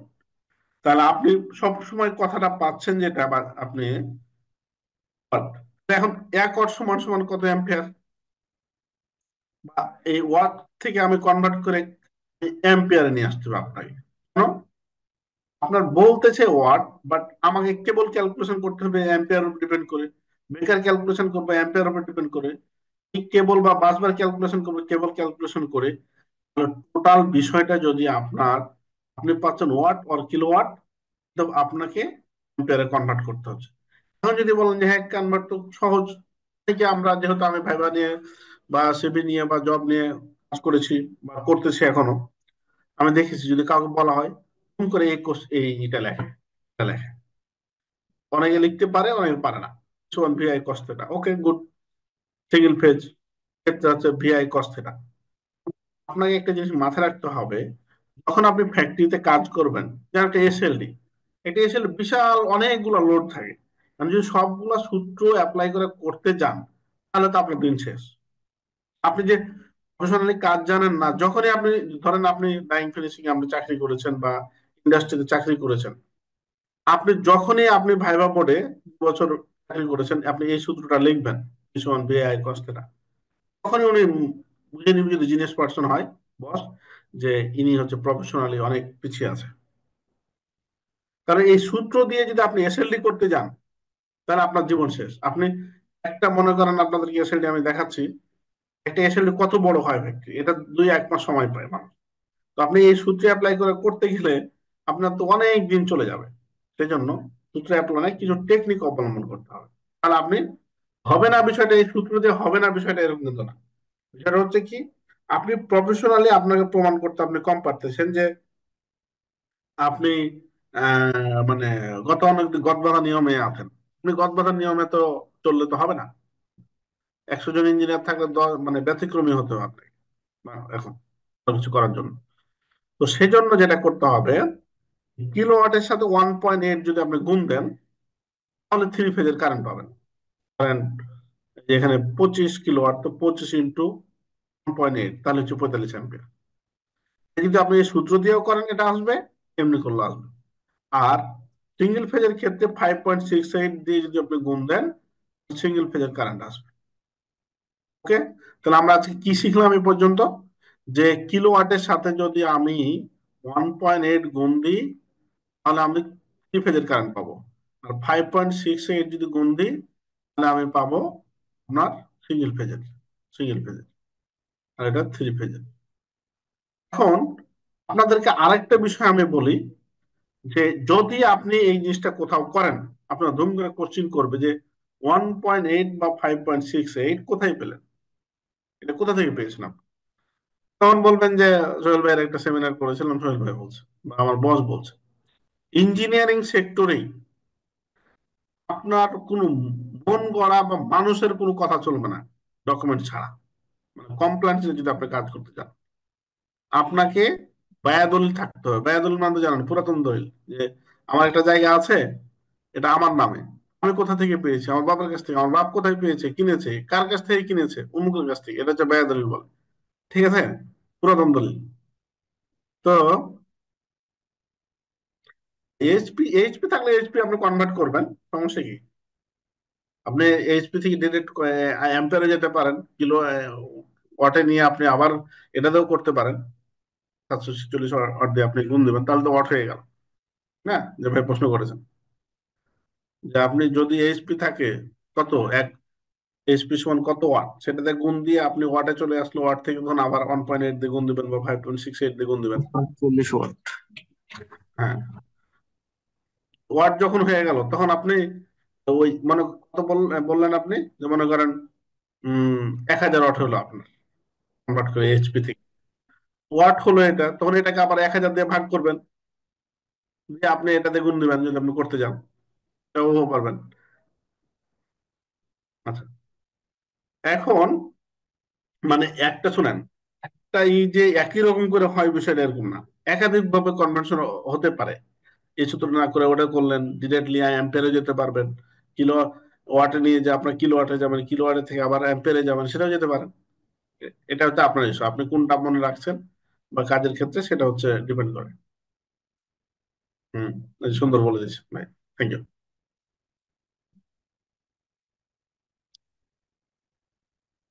আচ্ছা, তারপরে কি হলো, এখন যেটা মজার বিষয়, যে আপনাকে যে টেকনিকটা আমি শিখাইলাম, যে কোনো আপনি আপনি বসের কাছে শিখবেন, আপনি সেমিনার থেকে শিখবেন, আপনি ইউটিউব, গুগল, সবার কাছে শিখেন, কিন্তু আপনার সূত্রটা আপনাকে জানতে হবে, যে এটার ভিত্তি হচ্ছে এটা, বলে আনা, এটার ভিত্তি হচ্ছে এটা। ঠিক আছে, তো এখন এটার ভিত্তিটা এটা এরকম, যে 1.8 আমি পেয়েছি 3 ফেজ সূত্র থেকে। আমি 5.6 পেয়েছি আমি এই সূত্র থেকে। কিভাবে একটাই দেখাই তাহলে বুঝবেন যে আমার ইউটিউবে আছে, ইউটিউবে দেখে নেবেন, আমি লিঙ্কটা আপনাদেরকে, অ্যাডভান্টেজের তো ইউটিউব আপনাদেরকে দিয়েছি, অ্যাডভান্টেজ এই নামে সার্চ করলে আপনার এগুলো একদম প্রত্যেকটা মানে পৃথক পৃথক করে দেওয়া আছে আপনাদের আহ আসবে না এগুলো জানার জন্য। কি সমান সমান √3 ই cos theta। এখন আমরা এটা ইউনিটে মান বলছি, 1000 ওয়ান নিয়েছি।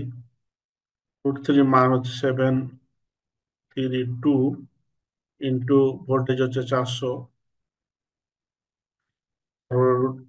হচ্ছে এটা।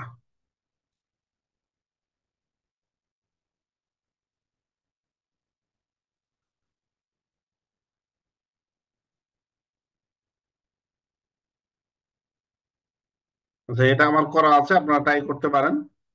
আহ,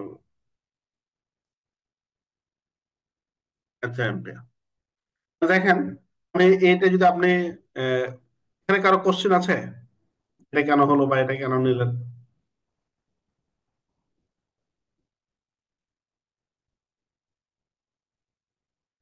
আচ্ছা, কারো আছে? আচ্ছা, যদি না থাকে তাহলে দেখেন আমার কোশ্চেন আছে এখানে।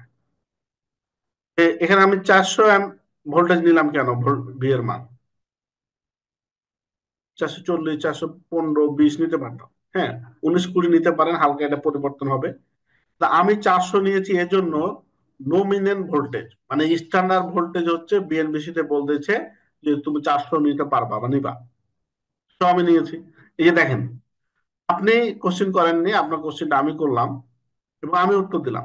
কারণ আমাকে যদি কেউ প্রশ্ন করে যে আপনি 400 নিলেন কেন, 400 তো হবে না, 415 নিতে হবে, উনি যদি ডিবেট করে, উনি তো আমাকে পারবে না। কেন পারবে না? যে 400 যে নিতে, 415 নিতে হবে, এটা আপনার ভিত্তি কি আপনি বলেন? আপনি নিতে পারবেন, কোনো সমস্যা নাই এখানে। আপনার ভিত্তিটা কি? আপনি ভিত্তিটা কি দেখাতে পারবে না? তো আমারটা রাইট, আমি আপনাকে ভিত্তি দেখাচ্ছি। তো চলুন ভিত্তি দেখে আসি এখন। যে আমরা যে নিলাম এটা, এটা ভিত্তিটা কি? দেখেন, এই যে আমি যে ওপেন করেছি ফাইলগুলো, এখানে অসংখ্য ফাইল আছে। এই ফাইলগুলো শুধু আপনার এই এর জন্যই, আমাদের যারা ক্লাস করে আমরা প্রত্যেকটা এইগুলো ডকুমেন্ট দিই এবং হচ্ছে সুন্দরভাবে আমাদের একটার পর একটা ক্লাস চলে আমাদের, যেটাকে ধরে একদম খেয়ে ফেলি তারপরে হচ্ছে অন্য কিছু। আচ্ছা, আমরা কি বললাম? এই যে দেখেন, এগুলো হচ্ছে কম্পারিজন। এটা আমি কেটে দিব।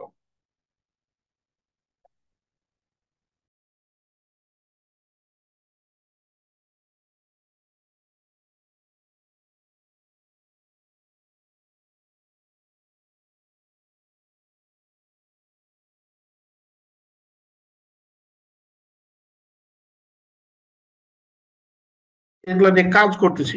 বিষয়টা হচ্ছে যে আমরা যে অনেক কিছু বিষয় অনেক কিছু জানি, বিষয়টা এরকম না। এইটা নিয়ে কাজ করার সুবিধার্থে কি হচ্ছে, কোথায় কি আছে এই জিনিসগুলো আমরা কম্পারিজন করে রাখি।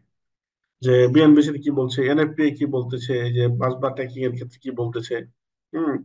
তারপর হচ্ছে আপনার কেবলের ট্রেটা কিভাবে যাবে, তারপর কোনটা কি নিতে হবে, এটা টোটালি এই বিষয়গুলো আমরা কম্পারিজন করতেছি, করে রাখি আপনাদের জন্য। এখানে দেখেন, দেখেন বলছে নমিনাল ভোল্টেজ থ্রি ফেজের ক্ষেত্রে 400, এই যে 400, ভাবে আপনাকে প্রত্যেকটা বিষয়ে আমরা ডকুমেন্ট দিব যে আপনি কি নিচ্ছেন। ভোল্টেজ ড্রপ ক্যালকুলেশন আমাদের একটা ইয়ে আছে। এই যে দেখেন, কোন মানে বিএনবিসি তে কত নিচ্ছে এটা একটু পরে আমি বলতেছি। আপনারা জাস্ট একটু, এভাবে আমাদের অসংখ্য ডকুমেন্টস আছে, কোর্স করে আমরা পিডিএফ দিব আপনাকে এবং রেকর্ড ফাইল দিব, এবং কোথা থেকে আসছে এগুলো নিয়ে ডিটেলস আলোচনা হবে। হ্যাঁ, অনেক মানে বিস্তারিত এগুলো আলোচনা হয় আমাদের। সাব স্টেশনের ক্ষেত্রে যেটা দেখেন, আপনাকে একটা দেখিয়ে দিই, যেখানে আসছি, যে এটা একটা কম্পারিজন। আপনি বিএনবিসি তে কি বলছে, এনএফপিএ তে কি বলতেছে, অনুপাত গুলো, এগুলো তো আপনি খুঁজতে গেলে অনেক সময় লাগবে, যে সাব স্টেশন এটা বিএনবিসি তে বলতেছে। এই যে আপনাদেরকে আমি যেটা বললাম যে ট্রান্সফরমারের চারিদিকে আপনি 1 মিটার জায়গা রাখবেন, এটা এটা আমার মন গড়া কথা। আর যদি আপনি প্রশ্ন করেন আমাকে যে ভাই আপনি এটা কোথায় পেলেন, আমার বস বলেছে, এই কথা চলবে না। বসের কাছে শিখতে পারি বা এটা চলবে না, আমার কাছে রেফারেন্স ভ্যালু থাকতে হবে কমপ্লেন্স নিয়ে কাজ করতে গেলে বা ভালো ইঞ্জিনিয়ার হিসেবে আপনি কাজ করতে গেলে। দেখেন এখানে বলতেছে যে 0.75 meter for the transformer install in room with wall one two side. যদি টু সাইড ওয়াল থাকে তাহলে ট্রান্সফরমার চারিদিকে আপনি 0.7 দিতে পারবেন। আবার বলছে যে থ্রি সাইড যদি হয় তাহলে হচ্ছে আপনি 1.5 মানে 1 মিটার রাখতে পারবেন। ক্লোজ যদি হয় 1.25 রাখতে পারবেন। এটা দেখেন 1.5 distance from one to another transformer, multi transformer যদি হয় 1.5 আপনাকে মানে একটা থেকে আরেকটা করতে হবে। 11 কেবির ক্ষেত্রে আপনার 1.5, 11 থেকে বেশি হলে 2.5। মানে কি এখানে একটা ট্রান্সফরমার আছে, এখানে ট্রান্সফরমার একটা, লিস্ট আপনাকে এই মধ্যখানে যদি 11 কেবি হয় 1.5 রাখতে হবে গ্যাপ। আর যদি অন্য বেশি হয় তাহলে 2.5। এখন বিভিন্ন প্রকার ওয়ার্ডের যেটা চাই সর্বনিম্নটা আপনি এখানে কি মনে করেন একটা থেকে একটা 3 মিটার 4 মিটার 5 মিটার রাখতে পারবেন না? পারবেন, কোনো সমস্যা নেই, আপনি এটা রাখতে পারবেন। এটা সর্বনিম্নটা বলে। এটা হচ্ছে বিএনবিসি তে আপনার এটা বলতেছে। আমাদের কাছে প্রথমে ফলো করতে হবে বিএনবিসি, তারপর হচ্ছে অন্য কিছু। ভাবে দেখেন আপনার ট্রান্সফরমারটা, আপনি জেনারেটরটা কোথায় বসাবেন, কিভাবে বসাবেন, লাইট লুমেন থেকে শুরু করে ডিটেলস বিষয়গুলো আহ আপনার আছে, এটা আমাদের কম্পারিজন করে আছে। ঠিক আছে, এগুলো দেখছেন হিউজ পরিমাণ ডকুমেন্টস আপনাদের জন্য আমরা কালেক্ট করে রাখছি, এগুলো প্রোভাইড করবো আপনাদের ইনশাআল্লাহ। তো আলোচনায় যাই, অনেক লম্বা আলোচনা, কারণ অনেক বিষয় নিয়ে আপনাদেরকে আজকে আমি বোঝানোর চেষ্টা করব। তো দেখেন সেম ভাবে আপনি 100 কেভি ট্রান্সফরমার একটা, আপনি কত অ্যাম্পিয়ার নিচ্ছেন? কেন অ্যাম্পিয়ারটা আপনার খুবই জরুরি। অ্যাম্পিয়ার দিয়ে আপনি সব কিছু ক্যালকুলেশন করবেন অ্যাম্পিয়ারের উপর ডিপেন্ড করে। সো এই কেভিএ থেকে অ্যাম্পিয়ার আপনাকে রূপান্তর করতে হবে। তাহলে সূত্র হচ্ছে এটা, ভি রেটিং সমান √3 ভি আই, এখানে এল আর পি দিয়ে রাখছে আমি বোঝার জন্য। তো আপনি সূত্রে অ্যাপ্লাই করে দেখেন, মান বসালেন, সমান কেভির মান বসালেন, √3 ভি মান বসান, এটা আপনি কোথায় 5.24 আপনি পেলেন। 100 কেভি ট্রান্সফরমার 5.2 প্রাইমারি সাইড মানে হচ্ছে এইচটি সাইডে আপনার কারেন্ট নিচ্ছে। এটা আপনি সূত্র থেকে করলেন। তো সূত্র করলে দেখেন কতগুলো আপনাকে মানে কাহিনী করতে হচ্ছে।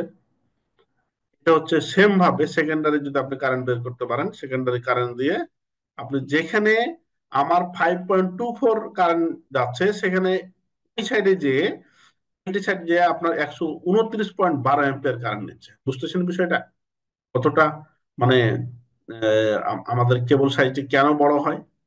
এ ভাই আপনি সীমাত উনি দিচ্ছে কেন, কিছু লিখবে নাই? যাও, এখন এই যে সূত্র অ্যাপ্লাই করে, হ্যাঁ অবশ্যই সূত্র আপনাকে জানতে হবে, এটা হচ্ছে ইঞ্জিনিয়ার একদম প্রাণ, এগুলা জানতেই হবে। কিন্তু শর্টকাট মেথড যদি আপনি না জানেন তাহলে ওই আগাইতে পারবেন না। ধরেন আপনাকে একজন বললো যে 100 কেভি ট্রান্সফরমার কত অ্যাম্পিয়ার কারেন্ট দিল, আপনি আট চাট বেঁধে মনে করেন এ ফোরের একটা কাগজ নিয়ে আপনি এই √3 ভিআই সূত্র দিয়ে করা শুরু করলেন। এটা আসলে প্রফেশনালি আচরণ না। হ্যাঁ মানে আপনি প্রফেশনালি আচরণ দেখাতে হবে।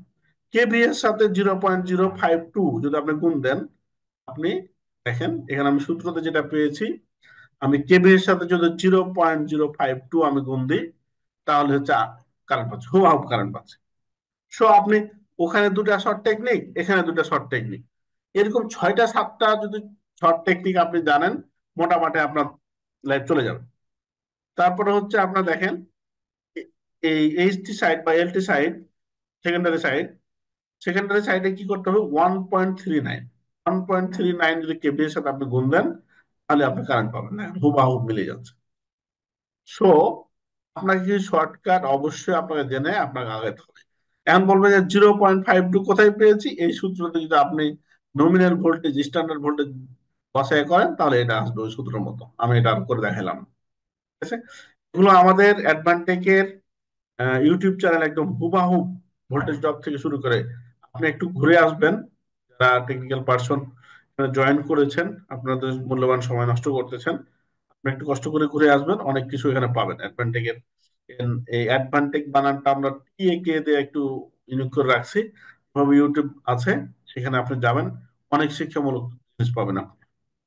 আচ্ছা, 415 আমরা কেন নিয়েছি ভাই? একজন বলছে 415 আমরা নিয়েছি স্ট্যান্ডার্ড জন্য। এখানে যদি আপনি 400 নিয়েও করেন কোনো সমস্যা নাই, মানে 415, 420, 410 আপনি নিতে পারেন, কোনো সমস্যা নাই। ঠিক আছে, এখানে আমরা 415 নিয়ে করেছি, কোনো সমস্যা না, আপনি 400 নিয়েও করলে হবে। আচ্ছা, তার হচ্ছে বাসবার ক্যালকুলেশন। বাসবার ক্যালকুলেশন কি, কিভাবে করবো আমি?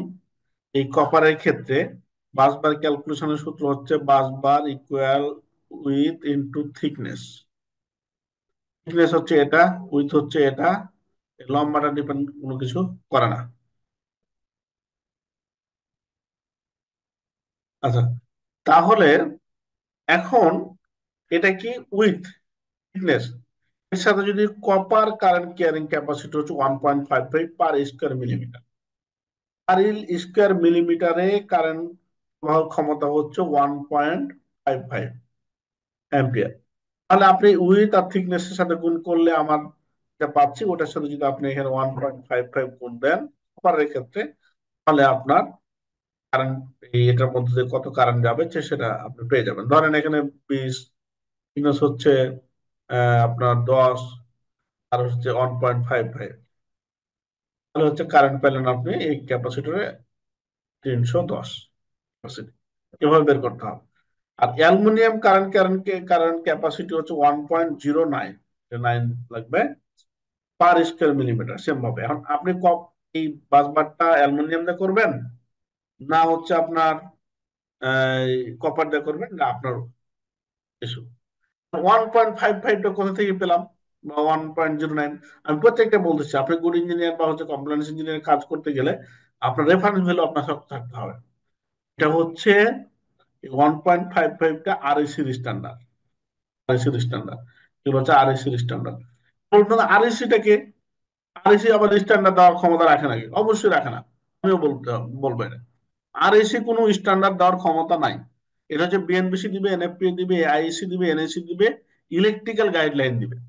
এখন তবে একটা কথা আছে, এই কথার উত্তরটা একটু পরে দিচ্ছি আপনাদেরকে আমি। আপনি পেয়ে যাবেন যে আরএসি কি করতে পারে বা অন্যরা কি করতে পারে। ওটা কি আছে এখানে? না না, নাই তো। তা দিয়ে দিই। এটার জন্য আমি একটু আমাদের একটু স্লাইডে আপনাকে নিয়ে যাই, যেহেতু অনেক ভাই এখানে যুক্ত হয়েছেন। একটু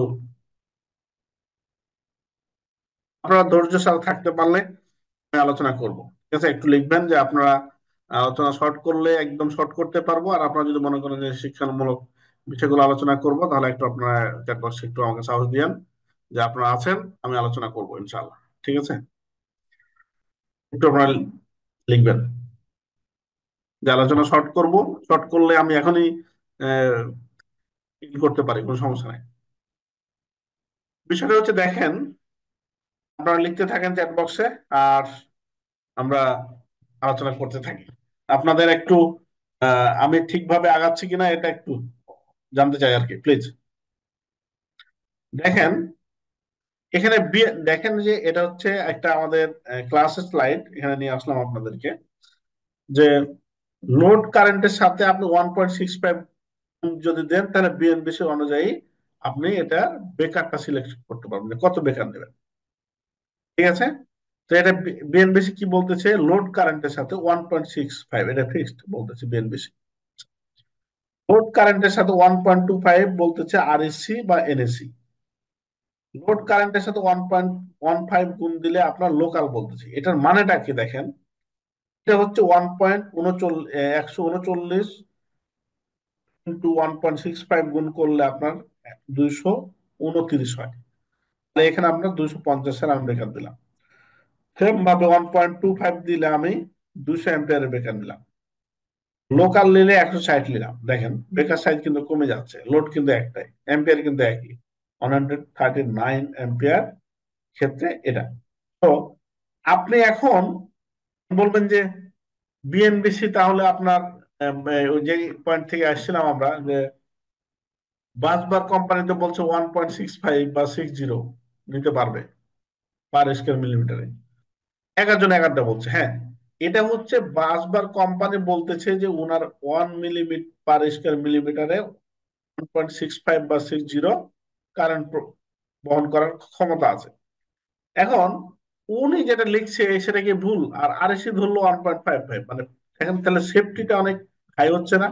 আরএসি বা হচ্ছে বিভিন্ন অডিট তো সেফটি নিয়ে কাজ করে, সো এটা আপনি কম নিতে পারবেন, ঠিক আছে? কম নিতে পারবেন, বেশি নিতে পারবেন না। এখন আপনি এই টাইপের আরএসি বা বিভিন্ন অডিট যে কোম্পানিগুলো আছে বা প্রতিষ্ঠানগুলো আছে, তারা এই ধরনের কাজগুলো করে। মানে ধরেন যে বেকার কোম্পানি লিখে রাখছে যে 1.65, তো আরএসি আরো বাড়ায় দিয়েছে, এটা করবে না, ওনারা কমাইতে পারবে। ধরেন আপনাকে বাজার করতে দেওয়া হলো যে আপনি গরুর মাংস নিয়ে আসবেন 1,000 টাকা কেজি, এখন আপনি দামাদামি করে যদি 50 টাকা কম নিয়ে আসেন, মালিকের জন্য আরো ভালো না এটা? তো বিভিন্ন কোম্পানি বা হচ্ছে সেফটি কোম্পানিগুলো তো যেটা হাইলি সেফটি হয় আমার কোম্পানি, সেটাই তো চায়, সেটাই চাই। আচ্ছা, আর বিভিন্ন কেবল বা হচ্ছে এরা যেটা কেবলের গায়ে বা লেখা থাকে, এই বিষয়টা হচ্ছে ওনারা যে টেস্ট করে একদম মানে সবকিছু প্যারামিটার, তাপ চাপ সবকিছু প্যারামিটারকে ঠিক রেখে। আপনি কি ঠিক রাখতে পারবেন? আচ্ছা, আমরা যে বাইক চালাই বা গাড়ি চালাই, প্রাইভেট কার চালাই, এটা লেখা থাকে না যে 1 কিলোমিটারে এত যাবে, 60 যাবে, 70 যাবে, 80 যাবে, 50 যাবে? আচ্ছা, ম্যানুফ্যাকচার কোম্পানির সাথে বাইকই ধরেন, বাইকে যেটা লেখা থাকে, মানে কোন কোম্পানি, ইয়ামা, আপনার সুজুকি, মানে যেটাই বলেন না কেন, কোন কোম্পানি আপনার হুবহু যা লেখা থাকে সেটা আপনি পান? আপনি একটা বলতে পারবেন কেউ? না, যায় পান না। যে লিটারে এত কিলোমিটার চলবে হুবহু পাই সেটা, যা লেখা আছে ম্যানুফ্যাকচারিং কোম্পানিতে তাই পায়, পান না। মানে এটা এসআর নো? এখন এটা আমরা পাই না। কেন পাই না?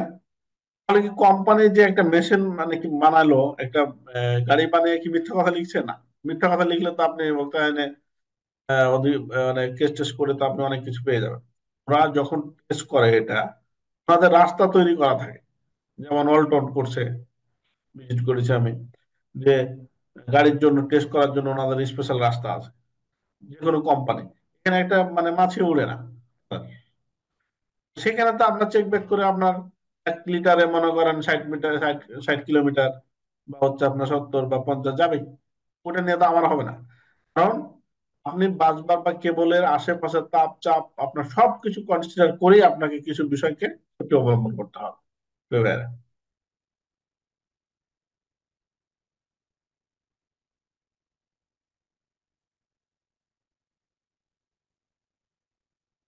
আচ্ছা, RAC 3 ফেজে কত এবং লোড ক্যালকুলেশনে 1 ফেজে কত লোড ধরে ক্যালকুলেশন করে, হ্যাঁ ওনাদের একটা ইয়ে আছে, ওটা আমি পরে বলতেছি।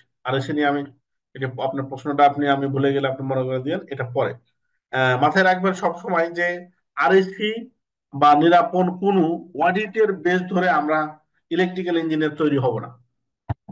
সেই জন্য যদিও এটা মানে অপশনে লেখা আছে RAC, কিন্তু আমরা সবসময় বলি কি যে আপনাকে আমাকে প্রথমে হতে হবে electrical engineer. First of all আমি electrical engineer, standard electrical engineer যদি হতে পারি, তাহলে আমি সবকিছু ফেস করতে পারবো।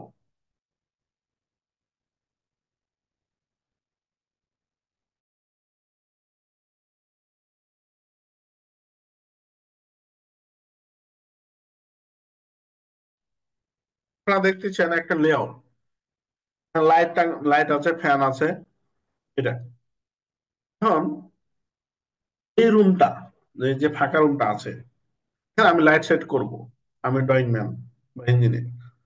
আমরা কি করি, ইলেকট্রিক্যাল ইঞ্জিনিয়ার বা হচ্ছে আমরা ফ্যাক্টরিতে যারা কাজ করি, চার কোনাতে চারটা দিয়ে দিলাম, কত ওয়াটের দিলাম, অফিসে যা আছে 20 ওয়াট হোক, 18 ওয়াট হোক দিয়ে দিলাম। মনে করেন আপনি এখানে 18 ওয়াট দিলেন, আলো কম হচ্ছে, আমি কি করলাম, না এটা খুলে দিয়ে মানে 30 ওয়াট দাও, 30 দাও, 40 দাও, যতক্ষণ পর্যন্ত আলো বলবে না ঠিক হয়েছে, তখন পর্যন্ত আমরা দিতে আসি মনে করেন। এখানে যদি মনে করেন এটা দিলাম, তখন চারটা দিলাম, নাহলে এখানে একটা দিলাম, এখানে একটা দিলাম, এরকম বাড়াইতে আছে। অ্যাকচুয়ালি ইঞ্জিনিয়ারের কাজ হচ্ছে সেটা না। ইঞ্জিনিয়ারের কাজ হচ্ছে স্ট্যান্ডার্ড যদি আপনি মেনটেন করতে যান, প্রথমে প্রশ্ন করতে হবে যে এটা কি রুম, এটা কি রুমটা কি, কি কি হবে রুমে, তখন বলবো যে এটা অফিস রুম। এটা হচ্ছে আপনার কাটিং সেকশন হবে। এখানে হচ্ছে আপনার সুইং সেক্টর, সুইং এর মেশিন বসবে। এখানে আপনার কিউসি টেবিল বসবে। এখানে হচ্ছে কনফারেন্স রুম হবে। এখানে সাব স্টেশন রুম হবে। কি হবে আপনার প্রশ্ন করতে হবে। ধরেন যে এখানে বললাম যে আমরা এটা অফিস রুম হবে। আচ্ছা, অফিস রুম হবে, তাহলে অফিস রুমের জন্য স্ট্যান্ডার্ড লাক্স কত? স্ট্যান্ডার্ড লাক্স কত? এটা কোথায় পাবো আমরা? স্ট্যান্ডার্ড লাক্সটা আমরা আমরা পাবো স্ট্যান্ডার্ড গাইডলাইন থেকে। আমাদের জন্য কি, ফার্স্ট অফ অল প্রথমে আপনাকে যেতে হবে বিএনবিসির কাছে। বিএনবিসি তে কোনো বিষয় আবার বেশি নাই, কোনো কম নাই। তখন এটা কম্পারিজন করার জন্য অন্য যে অডিট গুলা এনএফপিএ কে বিশেষ করে ফ্যাক্টরি বেশি ফলো করে, আইএসসি, এনএসসি বা আইএসসি, আর হচ্ছে আপনার বিএনবিসি। আচ্ছা, আপনার প্রশ্ন হতে পারে আসলে বিএনবিসিটা কি? বিএনবিসিটা হচ্ছে Bangladesh national building code. Bangladesh national building code. এখন এখানে সিভিল নিয়ে আলোচনা করছে, ফায়ার নিয়ে আলোচনা করছে, সব টোটাল বিষয়টা অনেক বড় একটা বই এটা। আমরা কি করেছি আপনাদের জন্য, যে বড় বই তো পড়ার আপনাদের সময় নেই, আমাদের সময় নেই। তখন দেখেন 143 পেজ এখানে কাটা আছে শুধু ইলেকট্রিক্যাল পার্টটা। এলপিএস যখন করব দেখবেন যে এই দেখেন, এলপিএস দিয়ে এলপিএস এর জন্য বিএনপিসি থেকে আমাদের 9টা পেজ কাটানো আছে। 9টা পেজ যে আপনি যদি আপনি দেখেন তাহলে আপনি এলপিএস এই বিল্ডিং এর প্রয়োজন কিনা আপনি জানতে পারবেন। এভাবে যেই সেক্টর নিয়ে যখন আমরা কাজ করব সেই অনুযায়ী বিএনডিসি কে আমরা কেটে ছোট করে রাখছি, যেন আপনারা ওই জায়গাটা আলোচনা করলে, এবং এটার সাথে আরো যে এনএফপি আছে, বিটিসি স্ট্যান্ডার্ড আছে, এনএসসি আছে, ওরা কি বলতেছে সেটা কম্পারিজন করে আমরা দেখেছি, যেন আপনি ইজিলি ধরতে পারেন এবং কথা বলতে পারেন। বিএনবিসিটা হচ্ছে দেখেন ministry of housing and public work. এটা হচ্ছে দেখেন, এটা হচ্ছে একটা ল, এটা গ্যাজেট ভুক্ত একটা আমাদের গাইডলাইন। এখন আমি কি বললাম যে আমার রুমে, অফিস রুমের জন্য স্ট্যান্ডার্ড লাক্স কত, আমার লাক্সটা কত। তখন দেখেন এখানে আপনি চলে আসবেন বিএনবিসির কাছে। বিএনবিসির কাছে চলে আসবেন। বিএনবিসি, ও সরি, আমি তো ইলেকট্রিক্যাল ইপিএস এর খাতা আমি খুঁজতেছি।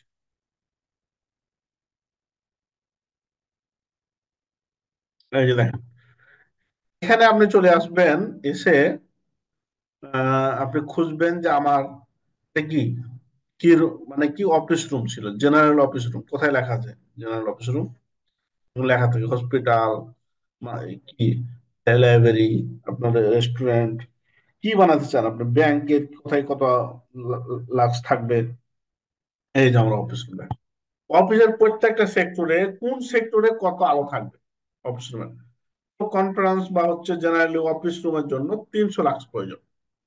এখন আমি আপনাকে যে বললাম যে অফিস রুমের জন্য 300 লাক্স প্রয়োজন বলছিলাম, এটা তো আমার কাছে ভ্যালু আছে, বিএনবি সেটা বলছে। সো আপনি এই অনুযায়ী যদি অফিস রুম সাজান, আপনাকে আপনি আরএসও ফেল করবেন না, নিরাপত্তা ফেল করবেন না, কেউ ফেল করবেন না। তাহলে দেখেন আমরা গাইডলাইন থেকে পেয়ে গেলাম যে আমরা এই 300 লাক্স মেনটেন করতে হবে।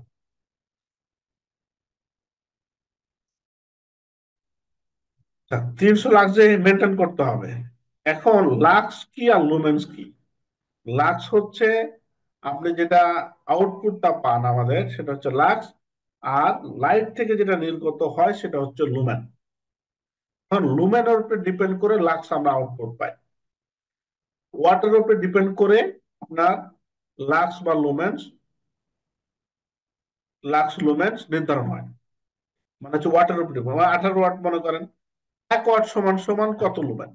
1 ওয়াট সমান সমান, 1 ওয়াট সমান সমান আপনার 120 থেকে 160 লুমেন আলো দিতে পারে। এটা হচ্ছে লাইটের ক্যাটালগে পাবেন, লাইটের গায়েও লেখা থাকে, আপনার প্যাকেট গুলো দেখলেই বুঝতে পারবেন।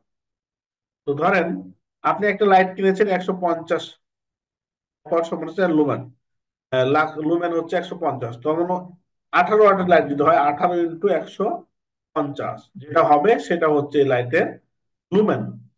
এই লুমেনটা ডিপেন্ড করতেছে আপনার এই রুমে কয়টা লাইট প্রয়োজন, 3টা প্রয়োজন, 4টা প্রয়োজন, 6টা প্রয়োজন। এটা আবার একটা ক্যালকুলেশন আছে। ক্যালকুলেশনটা কিভাবে আমরা নির্ধারণ করব? ওই ক্যালকুলেশন থেকে আমরা, এটা হচ্ছে আপনার একটা সফটওয়্যার আছে, সফটওয়্যার থেকে করতে পারেন। আর ম্যানুয়ালি বিএনপি শুধু সূত্র আছে, সেটা থেকে করতে পারেন যে এই রুমটাতে লাইট আমার লাইটের প্রয়োজন 18 ওয়াট। এখন এটা আমি কোথায় পাবো, কিভাবে আমরা আলোচনা করি বা শিখাই? এটা পাবো আমরা, দেখেন এটার জন্য কোথায়, এখানেই হিউজ পরিমাণ ডাটা ফ্যাক্টরি মনোমানে যা আছে আলোচনায় চলে আসে, সেজন্য অনেক লম্বা হয় আমাদের আলোচনা। জিনিসগুলো আপনাদেরকে একটু একটু করে দিচ্ছি আর কি।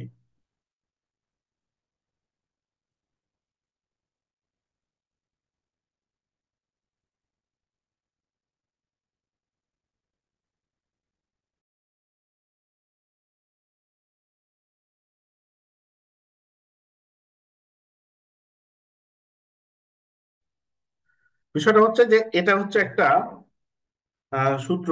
এই মেন সূত্রটা হচ্ছে আমার এটা, দেখেন এন সমান কি নাম্বার অফ লাইট রিকোয়ার্ড, ই সমান হচ্ছে রিকোয়ার লাক্স লেভেল, ওই যে 300, রুমের এরিয়া হচ্ছে এ, আপনার মিটারে কনভার্ট করতে হবে। এর সমান হচ্ছে lumen output of each light, প্রতিটা লাইটে কত লুমেন আলো দিতে পারে। ইএমএফ হচ্ছে ইউটিলাইজেশন ফ্যাক্টর, এমএফ হচ্ছে মেইনটেনেন্স ফ্যাক্টর। এখন এই সূত্রগুলো, এই মানগুলো যদি আপনি বসান, এই যে আমাদের এটা অটোতে করা আছে, আমরা এটা জাস্ট করে আপনি মান বসাবেন, রুমের সাইজ বসাবেন, চলে আসবে। দেখেন এই যে হচ্ছে রুমের লেন্থ, উইথ, এরিয়া, আপনার একটা লাইটে কত আপনার লুমেন আউট আলো দিতে পারে। এই যে 18 ওয়াটের 18 × 120 গুণ দিলে আপনার 2160। এখন এভাবেও এই যে আপনাদের অটো, এটা একদম অটো করা আছে, দেখেন এক্সেল শিটে, এটা আমরা মান বসালে এটা পাবো। এখানে 5.69 আমার রুমে প্রয়োজন। এখন 5.69 মানে হচ্ছে 6টা, মনে করেন 6টা লাইট আমার রুমটাতে প্রয়োজন প্রয়োজন আমরা ক্যালকুলেশন করে নিয়ে আসলাম। এই রুমটা যেতে আপনার 6টা 6টা লাইট প্রয়োজন, এখন কিভাবে আপনি টাঙাবেন? এখন এই ওয়াল থেকে কতটুকু বাকি থাকবে, এটা থেকে কতটুকু থাকবে, এটা থেকে কতটুকু থাকবে, এটা আপনার জানতে হবে। মনে করেন 6টা হলে এখানে একটা দিবেন, এখানে একটা দিবেন, এখানে মন করা কোনো দিতে পারবেন না। যেমন দেখেন আমরা দিয়েছি, এটা আমার একটা ড্রয়িং এর একটা পার্ট, যে এখানে যতটুকু দ্রুত এর ডাবল থাকবে এই লাইট থেকে এটার, এটা থাকবে সেম, এটা আর হচ্ছে এটা সেম। ভাবে আপনাকে সিকোয়েন্স করে এই 6টা লাইট এবং ফ্যানের নিচে যেন না বসে, শ্যাডো যেন না তৈরি হয়, এই জিনিসগুলো আপনাকে দেখতে হবে। এটা ক্যালকুলেশন করব কিভাবে, যে আমরা কিভাবে ক্যালকুলেশন করব, এটা আমাদের কাছে আছে। এটা কোথায় আছে? এটা আছে, এটা এখানে নাই, আমাদের আরেকটা আলোচনায় যেতে হবে।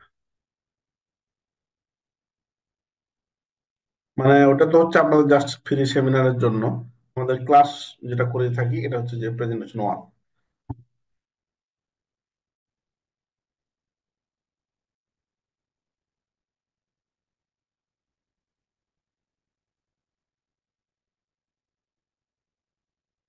এটা হচ্ছে একটা প্রেজেন্টেশন, আমাদের এখানে 3টে ক্লাস, এটা লাইট লোডস কিভাবে করবো, প্রত্যেকটা পার্ট টু পার্ট আমরা আলোচনা করি আমাদের ক্লাসে।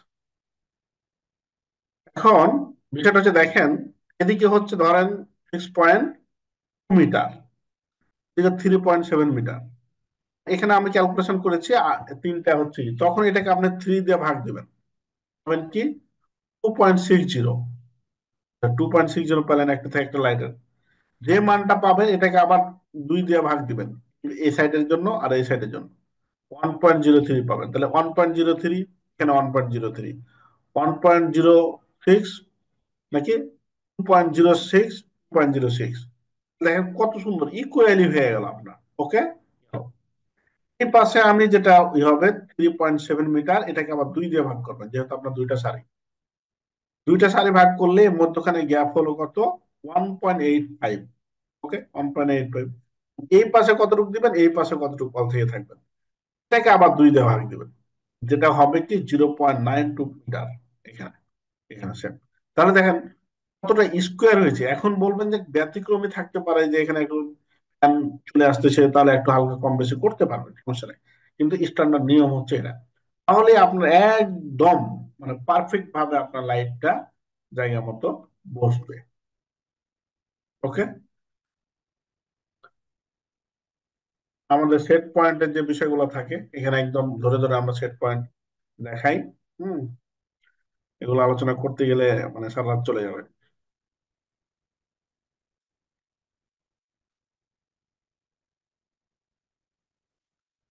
আচ্ছা, লেআউট গেল, তারপর হচ্ছে আপনার এসএলডি। এসএলডি তো খুবই গুরুত্বপূর্ণ একটা বিষয়, যে আপনি এসএলডি কিভাবে করবেন। এখানে অনেক, একটা এসএলডি জানা ইঞ্জিনিয়ার বা টেকনিক্যাল পার্সন অনেক মানে কিছু জানে। আপনারা এসএলডি কোর্সে আপনাদের পরিপূর্ণভাবে শেখানো হবে। এসএলডি কিভাবে করবেন, কত আর্থিং নিবেন, কোথায় কি সিম্বল ইউজ করবেন বিএনপি অনুযায়ী, তাহলে এটা শিখতে পারবেন। এটা নিয়ে আমি বেশি আলোচনা করলাম না, তো অনেক রাত হয়ে গেছে, এটা একটু স্কিপ করলাম আর কি। তারপর হচ্ছে এলপিএস। এখন এই বিল্ডিংটাতে এলপিএস প্রয়োজন কিনা, এটা আপনি কোথা থেকে পাবেন সেটা আপনাকে শিখতে হবে আগে।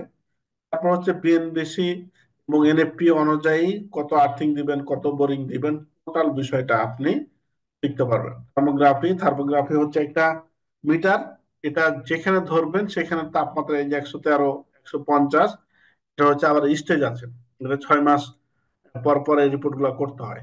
ক্যাটাগরি আছে, ক্যাটাগরি 0, 1, 2, 3। এটা হচ্ছে 1 থেকে 10 পর্যন্ত একটা ক্যাটাগরি, 11 থেকে 20 ক্যাটাগরি একটা, 21 থেকে 40, 40-এর থেকে বেশি। যখন 40-এর বেশি কোনো তাপমাত্রা হয়, তখন ওই জিনিসটা আপনার ওই ডিবিটা বা কোনো এটা মানে কাজটা কোনোভাবে অডিট অ্যালাউ করবে না, সেটা তাৎক্ষণিক বন্ধ করে আপনাকে কাজ করতে হবে হিট যদি বেশি হয়ে যায়। কেমন? কেবল ইন্স্যুরেন্স রেজিস্ট্যান্ট টেস্ট আমাদের, এটা খুবই ইম্পর্টেন্ট। যারা কেবল ইন্স্যুরেন্স টেস্ট, এই যে আপনার অনেকগুলা কেবল নিয়ে যায় আমরা যখন একটা থেকে একটা, তখন এই যে ব্যারিয়ারটা থাকে বা রেজিস্ট্যান্স থাকে, এটা 5 মেগা ওহম সর্বনিম্ন থাকতে হয়। তো এই হচ্ছে আমাদের আজকে আরো কিছু আলোচনা, যে এই যে বিষয়গুলো আপনাদেরকে আমি বললাম, এগুলো প্রত্যেকটা রেফারেন্স এবং হচ্ছে আমি যেমন দেখেন ভোল্টেজ ড্রপ ক্যালকুলেশন, আমি ভোল্টেজ ড্রপ ক্যালকুলেশন, ট্রান্সফরমার, বিভিন্ন প্রকার টেস্ট গুলো আছে, যে ট্রান্সফরমার কয়টা টেস্ট করব, আমি স্টার ডেল্টা কানেকশন কিভাবে করব, তারপর হচ্ছে আপনার মেকার টেস্ট কিভাবে করব, ওয়েন্ডিং টেস্ট কিভাবে করব, রেশিও টেস্ট কিভাবে করব, তারপর হচ্ছে আপনার ভোল্টেজ যে রেশিও টেস্ট করে ট্যাপ চার্জিং যে যেটা হয় কিভাবে হয়, তারপর হচ্ছে short circuit test, open circuit test কিভাবে করব, কেন করব, এই জিনিসগুলো ডিটেলস ধরে ধরে, ট্রান্সফর মোবাইল টেস্ট, ট্রান্সফর মোবাইলের কালার দেখে কিভাবে আমি বুঝবো, যে বিষয়গুলো এগুলো হচ্ছে প্রত্যেকটা একটা ক্লাসে আপনাদেরকে এগুলো আলোচনা করা হয়। সো আমাদের এখানে যারা কোর্স করতে চান, তারা আপনাদের আপনাদের সাথে আমরা যোগাযোগ করব। আপনাদের আমাদের মডিউলটা আপনাদেরকে এখন দেখাবো, যে কি করায়। আপনাদের নাম্বারগুলো চ্যাট বক্সে যদি থাকেন, যদি যারা কোর্স করতে চান, ঠিক আছে। যারা শুধু কোর্স করবেন তারা চ্যাট বক্সে নাম্বার দেবেন, আমি তাদের সাথে কথা বলবো। তাদের যদি কোনো দুঃখ বেদনা থাকে আমি আপনাদের সাথে কথা বলবো, প্লিজ। যদি কোর্স করতে চান চ্যাট বক্সে নাম্বার দিতে থাকেন আলোচনার মধ্যে। তো যাই হোক, এখন দেখেন মজার বিষয়, যে পারমিসিবল ভোল্টেজ ড্রপ। এখন একটা ডিবি বা এলটি প্যানেল যখন এখানে থাকবে, এখান থেকে আপনি কত দূরে একটা ডিবি বা মেশিন গেলে আপনি এখানে ভোল্টেজ ড্রপ ক্যালকুলেশন করা লাগবে না, এটা প্রশ্ন, খুবই ইম্পর্টেন্ট প্রশ্ন। প্রশ্নটা কতজন আমি জানি না, এখানে মেশিনের পার্সন আছেন তারাও। এখানে ডিবি বা এমডিবি আমি তৈরি করব, শুধু এখানে ভোল্টেজ ড্রপ আমি কত অ্যালাউ পাবো। বিএনবিসি অনুযায়ী 2.5%, এফপি অনুযায়ী আপনি 5%, বিএনবিসি অনুযায়ী সর্বোচ্চ 8%। এটা 2.5 থেকে 3 থেকে শুরু করে, এটা আবার মানে ভেদ, মানে প্রকারভেদ আছে। মানে বিষয়টা কি, নমিনাল ভোল্টেজ যদি 400 হয়, তাহলে আপনি এই ডিবির কাছে বিএনবিসি অনুযায়ী 390 ভোল্ট আমার থাকতেই হবে। এবং মেশিনের গায়েও লেখা থাকে, অনেক সময় দেখেছেন আপনারা, যে এত ভোল্ট অবশ্যই প্রয়োজন। এখন এলটি থেকে বা কত দূরে নিয়ে গেলে আপনার ভোল্টেজ ড্রপ ক্যালকুলেশন করতে হবে না বা হবে, এটা জানা আছে কারো? থাকলে একটু লিখবেন। আমি আবারও বলতেছি যে আমি আর কিছুক্ষণ আলোচনা করে শেষ করব। আমাদের যারা এই কোর্সটা করতে চান, তারা রেকর্ড ফাইল দেওয়া হবে, সকল ফাইল দেওয়া হবে, এবং আপনাদের সাথে আমরা 24 আওয়ার্স আমরা গ্রুপে থাকবে, যে কমিউনিকেশন বিল্ড আপের জন্য, যে শুধু আপনি একটা কোর্স করলে সবকিছু জেনে গেলে বিষয় না, এখানে অটোক্যাড শিখতে পারবেন, এসএলডি, ইএলডি সবকিছু শিখতে পারবেন। তারপরেও তো আপনার কমিউনিকেশন, আপনি যখন থেকে যাবেন, আপনাদের সাথে হোয়াটসঅ্যাপ গ্রুপে 24 আওয়ার্স আমরা আপনাদের সাথে কানেক্টেড থাকবো এবং লাইফ টাইম এটা। ঠিক আছে, সো একটা গুড কমিউনিকেশনের জন্য আমরা একসাথে কাজ করতে পারি। এটা হচ্ছে 30 মিটার। 30 মিটারের মধ্যে যদি আপনি ডিভি এমডিভি বা হচ্ছে মেশিনের দূরত্ব থাকে মানে লোডের, তাহলে আপনাকে ভোল্টেজ ড্রপ ক্যালকুলেশন করতে হবে না, বেশি বলতেছে। তাহলে কি, কেবল চার্টে যেটা থাকবে সেটা নিয়ে আপনি কাজ করতে পারবেন। আর যখন 30 মিটারের থেকে বেশি দূরে চলে যাবে তখন ভোল্টেজ ড্রপ ক্যালকুলেশন করে আপনাকে কেবল সাইজ ওভার নিয়ে আপনাকে এখানে সঠিক ভোল্টেজটা নিয়ে আসতে হবে। তাহলে এটা হচ্ছে এই বিষয়গুলো। এখন প্রত্যেকটা বিষয় ধরে ধরে যদি আমি আলোচনা করতে যাই অনেক রাত চলে আসবে ভাইয়েরা।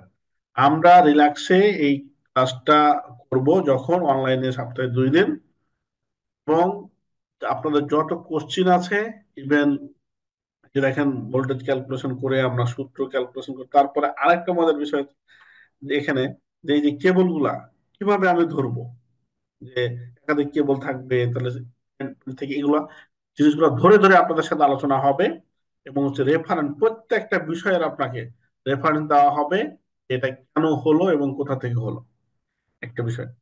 আরেকটা হচ্ছে এখানে দেখবেন যে প্রত্যেকটা যে আরএসসি বলেন, তারপর হচ্ছে কেবল, নর্মালি যে কেবলের ইয়ে আছে আর্থিং কিভাবে নিব, জিনিসটা আমি আলোচনা করতে ভুলে গেছিলাম। যে আর্থিং যে ক্যালকুলেশন আছে, বিশাল একটা প্যারা হচ্ছে আর্থিং ক্যালকুলেশন নিয়ে। এগুলো এই কোর্সের মধ্যে যদি আপনারা থাকেন, এগুলো আপনার একদম উদ্ভাত, কোনো বিষয়ই মনে হবে না। এখন বলবেন যে ভাই সবই ভালো লাগলো, এতক্ষণ তো ভালোই লাগলো, এখন আপনি আপনার কোর্সের কথা বলছেন। আসলে কোর্স বিষয়টা কি ভাই, যে প্রত্যেকটা বিষয়ে আপনার একটা সিকোয়েন্স অনুযায়ী চলার জন্য একটা, ধরেন যে আমি যা আপনাদের সাথে আমি কথা বলতেছি, আমি অন্য কাজ বাদ দিয়ে কিন্তু আপনাদের সাথে আমি আলোচনাটা করতেছি কেন, আমি একটা শিডিউল ঘোষণা করেছিলাম যে এত তারিখে আমি একটা ফ্রি সেমিনার নিব, সেই জন্য কিন্তু আমি এখানে বসে আছি। ঠিক আছে, আমার অন্য কাজকে আমি মানে প্রাধান্য না দিয়ে আপনার এটাকে প্রাধান্য দিচ্ছি। যখন আপনি বলবেন যে সোহেল ভাই বা আমার থেকে অনেক মানুষ অনেক জানে, বা আপনি সিঙ্গাপুর যান, আমেরিকা যান, আমার কথা হচ্ছে যেখান থেকে হোক ইউটিউব, আপনি এগুলোকে শিখতে হবে। মজার বিষয় হচ্ছে যে আপনি বলবেন যে ভাই আপনি কি শিখাবেন না, হ্যাঁ আমি শিখাবো, আমি ফ্রি শিখাবো, আপনি অফিসে আসেন, আপনি আমার হোয়াটসঅ্যাপে বলেন। এখন ফ্রি শিখাবো আপনাকে, আপনি কি শিখবেন এটাই তো আপনি জানেন না। কারণ কি, ইঞ্জিনিয়ারিংটা একটা একটা সার্কেল, মানে একটা সার্কেল। আপনি ধরেন আমাকে বললেন যে ভাই ভোল্টেজ ড্রপ বিএনবিসির ভাষায় কত নিতে হবে, আমি বললাম যে 2.5, আপনি অ্যালাউ করতে পারেন 2.5। এখন আপনি কি আর কিছু বলেছেন আমাকে, বলেননি। বিএনবিসি কি বলছে, এনএফপি কি বলছে, আপনি আদার্স যে আরো গাইডলাইন গুলো, আমি কি এখন বলা শুরু করবো এগুলো সবগুলো? না, কেউ কোনোদিন এরকম বলে না। কারণ আপনি আমাকে যতটুকু জানতে চেয়েছেন আমি অ্যান্সার দিয়েছি, এই তো অনেক কিছু। বা আপনার কাছে আমি যতটুকু জানতে চেয়েছি ততটুকু আপনি আমাকে বলেছেন। এভাবেই সিকোয়েন্স অনুযায়ী, বা আপনি বললেন যে সোহেল ভাই আমি কালকে আপনার অফিসে আসতেছি, আমি বলছি ভাই আসেন। আপনি আসেন বলছেন, আপনি আসতেছেন, সেই মুহূর্তে আমার বস বললো আপনি চলে আসতে যান, অমুক অমুক ফ্যাক্টরিতে যেতে হবে। তখন কি আমি আপনার জন্য কি বসে থাকবো? ভয় আপনার বিষয়টা মাথায় থাকলে বলবো যে আমি ভাই আমি সরি আমি আসতে এরকম প্রোগ্রামে পড়ে গেছি, আর না হলে আমি চলে যাব। এই যে সিকোয়েন্স গুলো, আপনি একদিন আসলেন, 2 দিন আসলেন, আপনি যখন একটা কোর্সে থাকবেন আপনি, তখন আমাকে আপনার সাথে বাউন্ড আমি, যে হয়তো আজকে আমার মাথা ব্যথা বা আমার কাজ আছে আমি চলে গেলাম, এভাবে 2টা ক্লাস আমি বাদ দিতে পারি, 3টা ক্লাস আমি আমি মাস্ট টু মাস্ট আমি এটা পেন্ডিং এ রাখতে পারি না আপনাকে। কেমন? এই বিষয়গুলো হচ্ছে, এটা হচ্ছে আমাদের এই কোর্সের শিডিউল। আপনাদেরকে একদম প্রথম থেকে basic idea of electrical design থেকে শুরু করে আমরা আপনার বিএনবিসি এনএফপি এনএসি অনুযায়ী বেকার সিলেকশন, বাসবার সিলেকশন, কেবল সিলেকশন, এবং তার সাথে সাথে আপনাদেরকে ফ্রিতে বলতে পারেন যে 4টা অটোক্যাড, যারা অটোক্যাড জানেন না, ইনস্টল দেওয়া থেকে শুরু করে সফটওয়্যার দেওয়া থেকে শুরু করে 4টা অটোক্যাড ক্লাস হবে। তারপর আছে load table calculation, UPS UPS থেকে শুরু করে আপনি কমপ্লিটলি একজন ওভার কারেন্ট প্রোটেকশন ডিভাইস গুলো কিভাবে করবেন, লোড ক্যালকুলেশন, বাসবার ক্যালকুলেশন, এই জিনিসগুলো, সাবস্টেশন ডিজাইন বিএনবিসি কি বলছে, এনএফপি কি বলতেছে, ট্রান্সফরমার সিলেকশন থেকে শুরু করে পিএফআই, সাবস্টেশন, মানে অলমোস্ট এই এপিএস ডিজাইন, তারপর হচ্ছে আপনার এসএলডি কিভাবে অ্যাপ্রুভ করবেন, তারপর হচ্ছে আপডেট সিভি, মজার বিষয়, অনেকে বলতো যে ভাই এতদিন চাকরি করলাম, আবার সিভি নিয়ে আবার আপনার আপনার ক্লাস করতে হবে, হ্যাঁ বলতে পারেন। আমি এখন এখানে আরেকটা আমি আপনাদের সাথে ছোট ভাই হিসাবে বলতে চাই যে আপনাদের 25 জনের সিভি নিয়ে, 25 জনের সিভি থেকে হয়তো 5 জনের সিভি স্ট্যান্ডার্ড আছে কিনা এটা আমার সন্দেহ আছে। ঠিক আছে, তাহলে আপনাদেরকে একটু ডেমো দেখাই আমি। আমার সিভি যে আপনাকে করতে হবে না, এরকমই করতে হবে বিষয়টা এরকম না। সিভিটা খুবই গুরুত্বপূর্ণ একটা মানুষের কাছে। আপনি কি বা কাকে বলে আমি জানি না, আমি কখনই জানবো যখন আপনি সিভিটা ড্রপ করবেন। সিভিটাতে যখন আমি, একটা সিভি কয় সেকেন্ড দেখে? 15 সেকেন্ড থেকে 20 সেকেন্ড একটা সিভি মানুষ দেখে না। 15 সেকেন্ড বা 20 সেকেন্ডের মধ্যে যখন আমি দেখবো যে না সিভিটাতে অনেক ভালো কিছু পেয়েছি, দেন আপনার চাকরির জন্য আপনাকে ডাকবো, ভাইবার জন্য ডাকবো। দেন আপনি ভাইবা যখন দিবেন তখন আপনি প্রমাণ করতে পারবেন যে না আমি জিনিয়াস, বা আপনার চাকরি হবে। কিন্তু আপনি যদি সিভিটাই শুধু গতানুগতিক আপনার ভাইয়ের সিভি বা নেট থেকে একটা নিয়ে জাস্ট খালি আপনি ড্রয়িং করে দিয়ে আপনার নাম টাম গুলো চেঞ্জ করে দিয়েছেন, এটা হবে না। এটা যদিও আমার অনেক আগের সিভি, আপনাকে একটু দেখাই। দেখেন, আপনাদের অনেকের সিভিতে দেখবেন যে অ্যাবাউট এখানে আমি দেখতে সুন্দর, চ্যালেঞ্জ নিতে পারি, আমি অনেক অনেস্ট, এই সেই লেখাপড়া। এত কিছু আমার দেখার দরকার না, আপনি কি পারেন বলেন। ধরেন আমি working with need plus limited as বা ডিপোটি ম্যানেজার মেনটেন্যান্স কমপ্লেন্স হিসেবে কাজ করছি।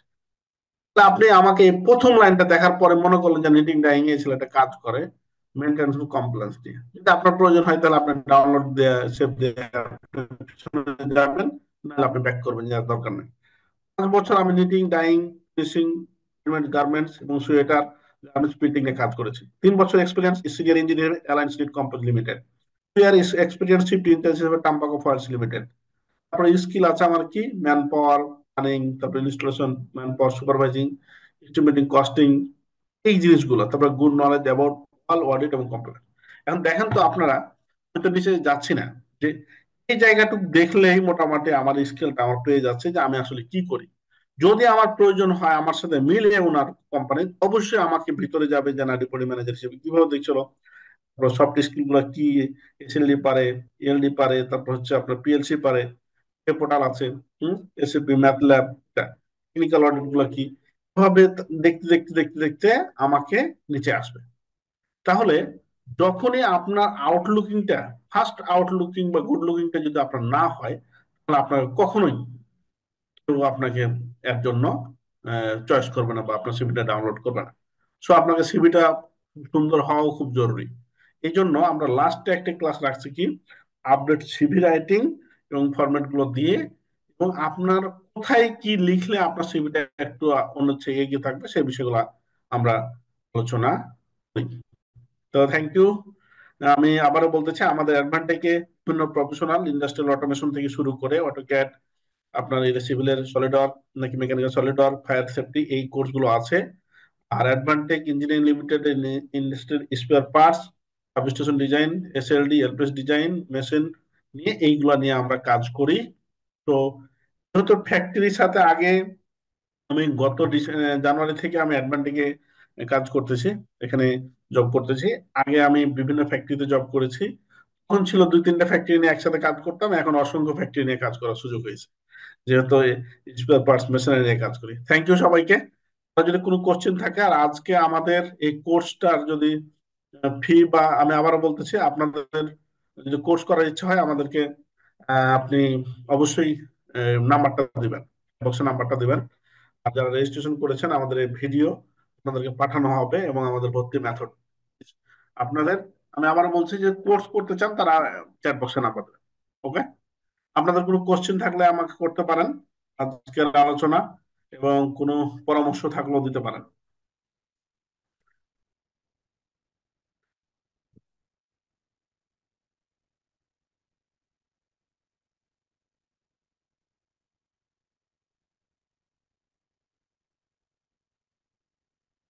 আমি আবার বলতেছি আজকের আলোচনা আমাদের কোর্স, এবং যে কোনো কোশ্চিন টেকনিক্যালি আহ করতে পারেন। আর যদি কোশ্চিন না থাকে তাহলে আমাকে পরামর্শ দিবেন। দুই একজন বড় ভাই যারা আছেন, দীর্ঘ সময় আমার সাথে থাকলেন, এবং যে কোনো পরামর্শ আজকের আহ, দেওয়ার জন্য অনুরোধ করতেছি। এবং আপনাদের জন্য আজকে অফার, যে একটু ছোট্ট একটা অফার দিতে চাই, যে কোর্স ফি এগুলো যদি জানতে চান কেউ, আমাদের কোর্স ফি হচ্ছে, রেগুলার কোর্স ফি হচ্ছে 7,500 টাকা। এটার কোর্স ফি হচ্ছে 7,500 টাকা। আমরা ফার্স্ট 10 জনকে 5,000 টাকা কোর্স ফি রাখি। যেখানে লেখা আছে যে, আর যদি আপনারা কেউ কালকের মধ্যেই মানে ভর্তি হতে চান, এটা মানে এই প্রথম, মানে লাস্ট বছরের একটা অফার বলতে পারেন, যে আমরা 10 জনকে, সিরিয়ালি 10 জনকে আমরা 5,000 টাকা নিয়ে রাখি। আর রেগুলার হচ্ছে 7,000, মানে 11 জন, 11 নম্বর সন 7,500 টাকা দিতে হবে। আর কালকের মধ্যে কেউ যদি পুরাতন বছরে ভর্তি হতে চান, তার জন্য কোর্স ফি হবে 4,000 টাকা, মানে আর 1,000 টাকা আপনার জন্য। এরকম যদি কেউ থাকেন, চ্যাট বক্সে লিখতে পারেন। আপনাকে আমি চ্যালেঞ্জ করতে পারি, এই কোর্সটা করেই আপনি নিজকে প্রাউডলি বলতে পারবেন অ্যাজ এ ইলেকট্রিক্যাল ইঞ্জিনিয়ার, এবং আপনার যে গ্যাপ গুলো ছিল সেটা ইনশাল্লাহ পূরণ হবে। না হলে ওই যে একটা কথা বলে, মানে মার্কেটিং ভাষায়, যে আপনার মানি ব্যাক রিটার্ন। ঠিক আছে, আপনি শিখতে না পারেন, আপনাকে যদি আপনি বলেন যে না আমি কিছু শিখতে পারিনি, আপনাকে টাকা ব্যাক দেবো আমি, ইনশাল্লাহ। মানে আজকের অফারটা কি বুঝতেছেন কিনা? কালকের মধ্যে যদি আপনারা মানে টাকা পেমেন্ট করে যদি ভর্তি হতে পারেন, তাহলে আপনাকে 4,000 টাকা কোর্স ফি দিব। আর না হয় আপনার এই 10 জনের মধ্যে থাকবেন 5,000, কারণ নাম্বারে যে থাকবেন সে হচ্ছে 7,500 টাকা। এটা হচ্ছে কোর্স শেষে সার্টিফিকেট প্রদান করা হবে। আমাদের টোটাল ক্লাস হবে আপনার প্রায় 20টা মতো, মানে এখানে 18-20টা ক্লাস হবে। যদি আপনাদের আলোচনা সাপেক্ষে যদি আরো প্রয়োজন হয় ক্লাসের, ক্লাস নেওয়া হবে। আমরা মডিউলকে প্রাধান্য দিই, অ্যাডভান্টেজ দিই, নট অনলি ফর ক্লাস সংখ্যা বা মানকে। এটা ডিপেন্ড করবে যে মডিউলে আলোচনা করতেছি, আপনারা প্রশ্ন করতেছেন, ক্লাস বেড়ে যাচ্ছে। এই আলোচনা যদি 30টা ক্লাস হয়, 30টা নেবো আপনার আপনার জন্য। জাস্ট এটা একটা ফরম্যাট বানানো। অল ডকুমেন্টস পাবেন, ডেইলি ক্লাস রেকর্ড পাবেন, অফলাইন ক্লাস করার সুবিধা, আর হচ্ছে আপনার এই তো।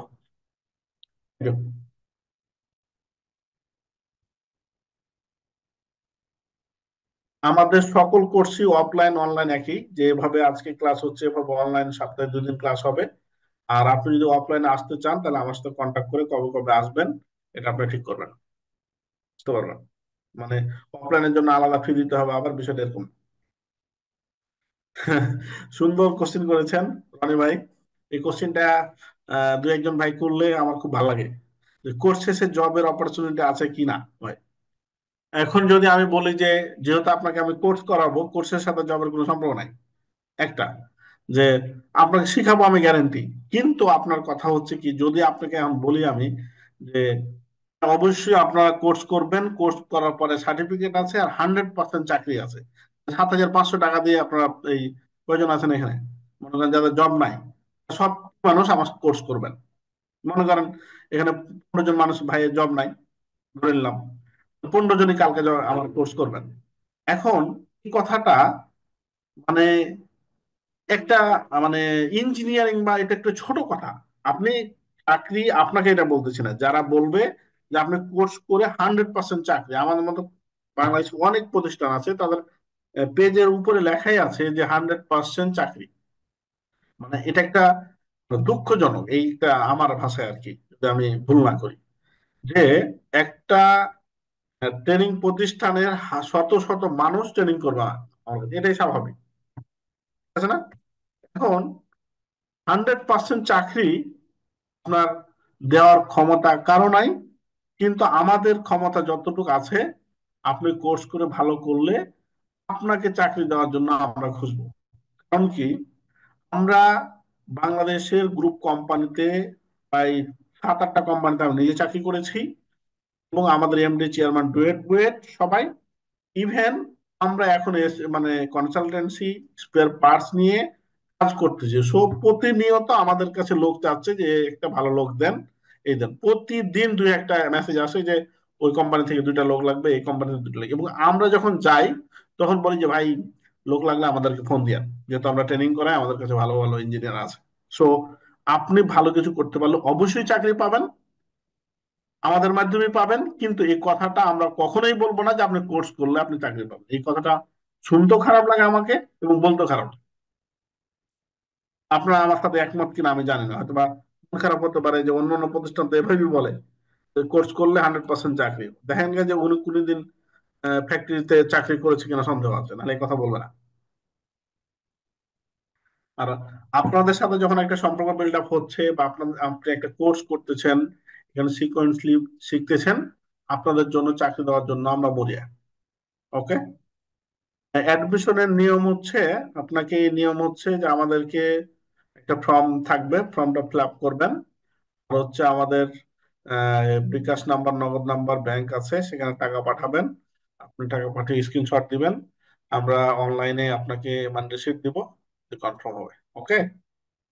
যারা চ্যাট বক্সে নাম্বার দিয়েছেন, সকালে আপনাকে ভর্তি মেথড পাঠিয়ে দেবো। টোটাল কোর্স ডিউরেশন কত আওয়ার ডে? ভাইয়া এখানে আবু বকর বাসার ভাই, আমি আবারও বলতেছি, আমাদের ঘন্টা এবং হচ্ছে ডে মানে ফিক্সড না। আমরা মডিউলকে প্রাধান্য দিই, যে আরএসসি বা এই যে মডিউল হচ্ছে, ও এটা সর্বনিম্ন 18টা ক্লাস হবে। যদি এটা ক্লাস যদি মনে করেন 25টা হয়, 25টা নিব। আমাদের ডিউরেশন হচ্ছে আপনার 9টা থেকে 11টা পর্যন্ত। এখানে 10টা তো ক্লাস হতে পারে, 10:30 হতে পারে, 11টা পর্যন্ত চলতে পারে। এটা আলোচনা এমন হতে পারে যে 1 ঘন্টাতে ক্লাস হয়ে গেছে, একটা বিষয় আলোচনা করতেছি, আপনারা বুঝে গেছেন, দেন ক্লাস। তো এটা ডিপেন্ড করে ওই মানে মতো না যে 3 মাসের কোর্স বা 2 মাসের কোর্স 2 মাস পর হলো আবার আপনাকে রিঅ্যাডমিশন নিতে হবে, বিষয়টা এরকম না। এবং লাইফ টাইম আপনাদের সাথে আমরা আছি। কেমন?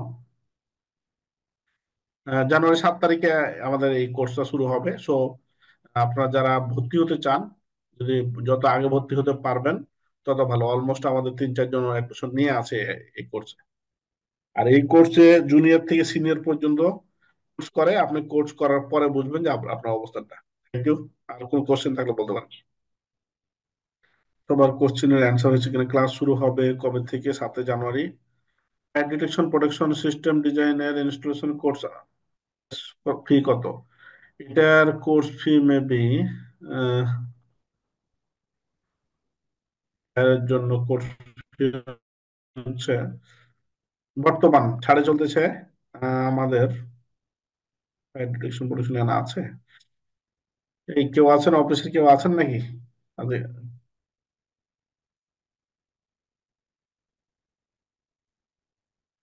ফায়ার ডিটেকশন ফি হচ্ছে 7,500 টাকা, বর্তমানে 5,000 টাকা করছে। এখানে আমাদের অটোমেশন থেকে শুরু করে কমপ্লিটলি অনেক কোর্স আছে। এফবিসি লাইসেন্সের জন্য কিভাবে নেবেন, এটাও আমাদের কোর্স আমরা লঞ্চ করতে যাচ্ছি খুব শীঘ্রই। এখানেও একদম সুন্দরভাবে আপনারা প্রিপারেশন নিতে পারবেন, এবং আপনাদের যদি কোনো এক্সপিরিয়েন্স সার্টিফিকেটের প্রয়োজন হয় সেগুলো আমরা ম্যানেজ করে দেবো। এই জিনিসগুলো আপনারা আমাদের সাথে থাকেন পারেন। কেমন? আবারও থ্যাংক ইউ বলি সবাইকে। আমার খুবই ভালো লাগলো আপনাদের সাথে যে আজকের আলোচনায়। Details please. মানে পিএফআই এর ব্যাপারে ডিটেলস না কি বলতেছেন, আমি ক্লিয়ার বুঝে নাই। আপনারা একজন কি লিখছেন সংক্ষিপ্ত? কথা বলার সুযোগ আছে আপনার, আনমিউট করে কথা বলতে পারেন। আমার মোবাইলটা এক নাম্বার চেয়েছিলেন একজন, আমি নাম্বার দিয়ে দিয়েছি। আর আবার বলতেছি, আপনারা যারা কোর্স করতে চান তারা চ্যাট বক্সে নাম্বার দেবেন। আর আপনাদের প্রশ্নটা, কোনো পরামর্শ বা হচ্ছে বলার থাকলে বলবেন আমাকে প্লিজ।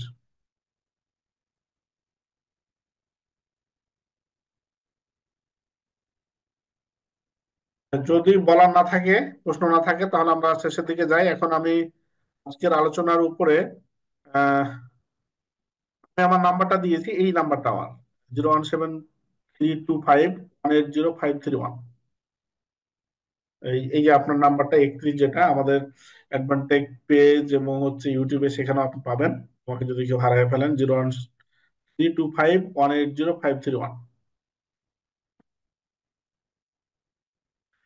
Thank you. তাহলে আমরা বুঝতেছি আপনাদের কোশ্চেন শেষ। আজকের আলোচনায় উপরে যদি কারো পরামর্শ থাকে এবং আলোচনায় কিছু শিখতে পেরেছেন কিনা, দুইজন ভাইয়ের কাছ থেকে আমরা আজকের রিভিউ চাচ্ছি আর কি, প্লিজ।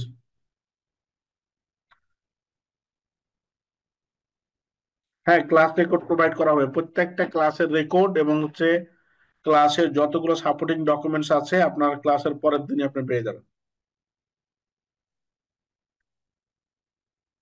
ইঞ্জিনিয়ার জাহাঙ্গীর আলম ভাই, আপনি আবু বক্কর বাসার ভাই বা যে কোনো দুইজন ভাই আমাকে আজকে সেমিনারের উপরে টোটাল একটু পরামর্শ দিবেন এবং আপনাদের কথা শুনতে চাই দুজন।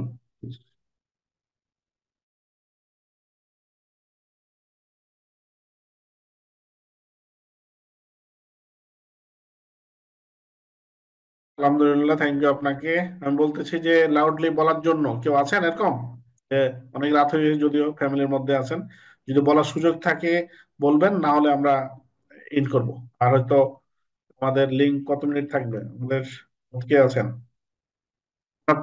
আর 5 মিনিট থাকবো আমরা, আমাদের লিঙ্ক ওপেন থাকবে। আপনাদের কিছু বলার বা হচ্ছে যারা কোর্স করতে চান তারা চ্যাট বক্সে নাম্বার দেবেন। আর আবারও আমি অফারটা বলতেছি, কালকের মধ্যে যারা ভর্তি হবেন তাদের জন্য কোর্স ফি পেমেন্ট পেমেন্ট করে যারা ভর্তি হবেন কালকের মধ্যেই, তাদের কোর্স ফি হচ্ছে 4,000 টাকা। আর ফার্স্ট 10 জন থেকে 5,000 টাকা, আর বাকিগুলো হচ্ছে 7,500 টাকা, 11 নম্বর। ওকে, থ্যাংক ইউ।